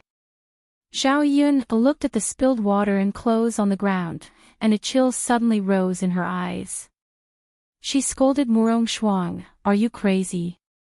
Murong Shuang did not know what crazy meant. She just saw that Xiao Yun's attitude was a little bad, so she scolded Xiao Yun coldly, "B***tch, who told you to seduce people? Where's my cousin?" The cousin that Murong Shuang mentioned was Mu Lianfeng, and Xiao Yun knew this. Xiao Yun then understood that Murong Shuang came to her because of Mu Lianfeng. Looking at Murong Shuang's overbearing attitude, Xiao Yun felt very uncomfortable. She replied coldly to Murong Shuang, "You called me A**tch, do you think I'll tell you?" Xiao Yun did not know the purpose of Murong Shuang's visit this time. Based on the current situation, Murong Shuang obviously had a feeling that she did not come with good intentions. Xiao Yun's words and attitude angered Murong Shuang even more. Murong Shuang was flustered and exasperated as she continued to scold Xiao Yun, B***tch, how dare you talk back? See how I'll deal with you. Murong Shuang usually relied on her status and was used to being arrogant and barbaric. No matter who it was, she did not pay attention to anyone. She thought that if she taught Xiao Yun a lesson, Xiao Yun would have to bear it and not resist. However, to Murong Shuang's disappointment, her tyrannical and overbearing attitude did not have much effect on Xiao Yun. Although Murong Shuang's status was not something that ordinary people could afford to offend, she could not just come and deal with her for no reason. It was really too much. Murong Shuang's face was about to slap Xiao Yun's face, but before she could touch Xiao Yun's face, a small figure ran over and stood in front of Murong Shuang. "Don't hurt my mother." Daodu opened his arms to protect Xiao Yun, and said to Murong Shuang angrily. Murong Shuang lowered her head to look at Daodu and snorted coldly, B***tch gave birth to a B***tch, get out of my way. Murong Shuang did not care that Daodu was just a child, and still wanted to attack Daodu. Just as Murong Shuang was about to attack Lil P, a cold voice was heard. "Stop." Murong Shuang stopped in her tracks. She turned around to look at Mu Lianfeng and said, "Cousin." Mu Lianfeng's face was gloomy, and he was unusually angry. The thing that he could not tolerate the most was others hurting Zhao Yun, and Dao Du. This was his bottom line. Now that Murong Shuang was attacking these two people at the same time, even if Murong Shuang was his cousin, Mu Lianfeng still could not control his anger. He walked up to Murong Shuang and slapped her hard on the face. Murong Shuang was stunned. She did not expect Mu Lianfeng to hit her. She had never been hit by anyone in her life. Even in her own family, she was treated like a treasure. Her parents spoiled her very much, and she had never been treated so sullenly. Murong Shuang covered her face and cried to Mu Lianfeng, "Cousin. You hit me. You hit me for AB*TCH and B*TCH. Sob. Cousin, you've gone too far."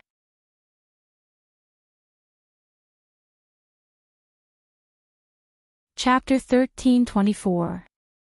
Murong Shuang was frightened by Mu Lianfeng's fierce eyes and cold voice. She was wondering why Mu Lianfeng was so repulsed by her. Even though they were married, he still hid outside and refused to see her. If she hadn't sent someone out to inquire about the news, she wouldn't have known that Mu Lianfeng was living with Zhao Yun, in Shuilan village for a long time. Thinking of this, Murong Shuang couldn't suppress the jealousy in her heart. If Mu Lianfeng treated others like this, it would be fine. But it had to be a little peasant woman in the countryside. She had no status or appearance. That was it. She lost to Zhao Yun, How could she accept it? Murong Shuang looked at Mu Lianfeng, feeling wronged. "Cousin, what are you talking about? I'm your wife. Imperial Consort Hua was the one who arranged our marriage. I'm going to marry you in the future. Who is this woman?" Murong Shuang said, pointing at Zhao Yun, and Mu Lianfeng. "I will handle the marriage arranged by Imperial Concubine Hua. I have already reported it to the Emperor. I am waiting for the Emperor to make the decision. Cousin, I have no feelings for you. It is purely brotherly love. So in this life, I will never marry you." Mu Lianfeng originally didn't have the heart to speak to Murong Shuang so bluntly. This time, he was really angry. Since it was impossible for them to be together, he had to make it clear. Otherwise, Murong Shuang would only have hope, seeing Zhao Yun, as a thorn in her side, a thorn in her flesh. Murong Shuang was almost made to cry by Mu Lianfeng's words. "Cousin, you can't treat me like this. The person you want to marry can only be me. Grandma won't accept the two of you being together." Murong Shuang couldn't help shaking her head. Mu Lianfeng replied coldly. "This is my business. You just need to remember that in this life, I will not marry you." Murong Shuang was on the verge of breaking down after hearing what Mu Lianfeng said. She really couldn't figure out what Mu Lianfeng saw in Zhao Yun, For a village woman, he was so determined to not be with her. "Cousin, you know that I like you. Except for you, I don't want to marry anyone else." Murong Shuang cried in front of Mu Lianfeng. Since a tough attitude didn't work, she could only pretend to be soft and see if Mu Lianfeng's heart would soften. Mu Lianfeng glanced at Murong Shuang with an expressionless face, then calmly replied, "Cousin, you should know that if I'm heartless towards you, even if you tie me to you, it'll be completely meaningless. My heart isn't with you." "Cousin," Guning said. "All right, you should hurry back. If you continue to cause trouble here, don't blame me for being impolite." Mu Lianfeng began to drive her away impatiently. He felt that Zhao Yun would feel uncomfortable with Murong Shuang's presence. Murong Shuang glared at Zhao Yun, and Dao Du fiercely. She knew that if she stayed here, she would only make Mu Lianfeng hate her. If she wanted to win Mu Lianfeng's heart, it would be really impossible. She should go back to get help now. As long as Mu Lianfeng left Xiao Yun, everything would be fine. Murong Shuang sat in the carriage. Watching the carriage go away, Xiao Yun's frown didn't loosen. Her intuition told her that today's incident was just the beginning. There would be more storms waiting for her in the future. Xiao Yun had a little understanding of what kind of person Murong Shuang was. She wasn't a kind person, so if she was to be with Mu Lianfeng, she would have to go through some setbacks in the future. You're tuning in to the LoveLore Library YouTube channel. We're so grateful for your support, and don't forget to subscribe to join us on this incredible journey through captivating stories. Your generosity through donations truly makes a world of difference, as it's the primary source of revenue that allows me to expand and enhance this channel for you. Thank you from the bottom of my heart for being a part of this adventure.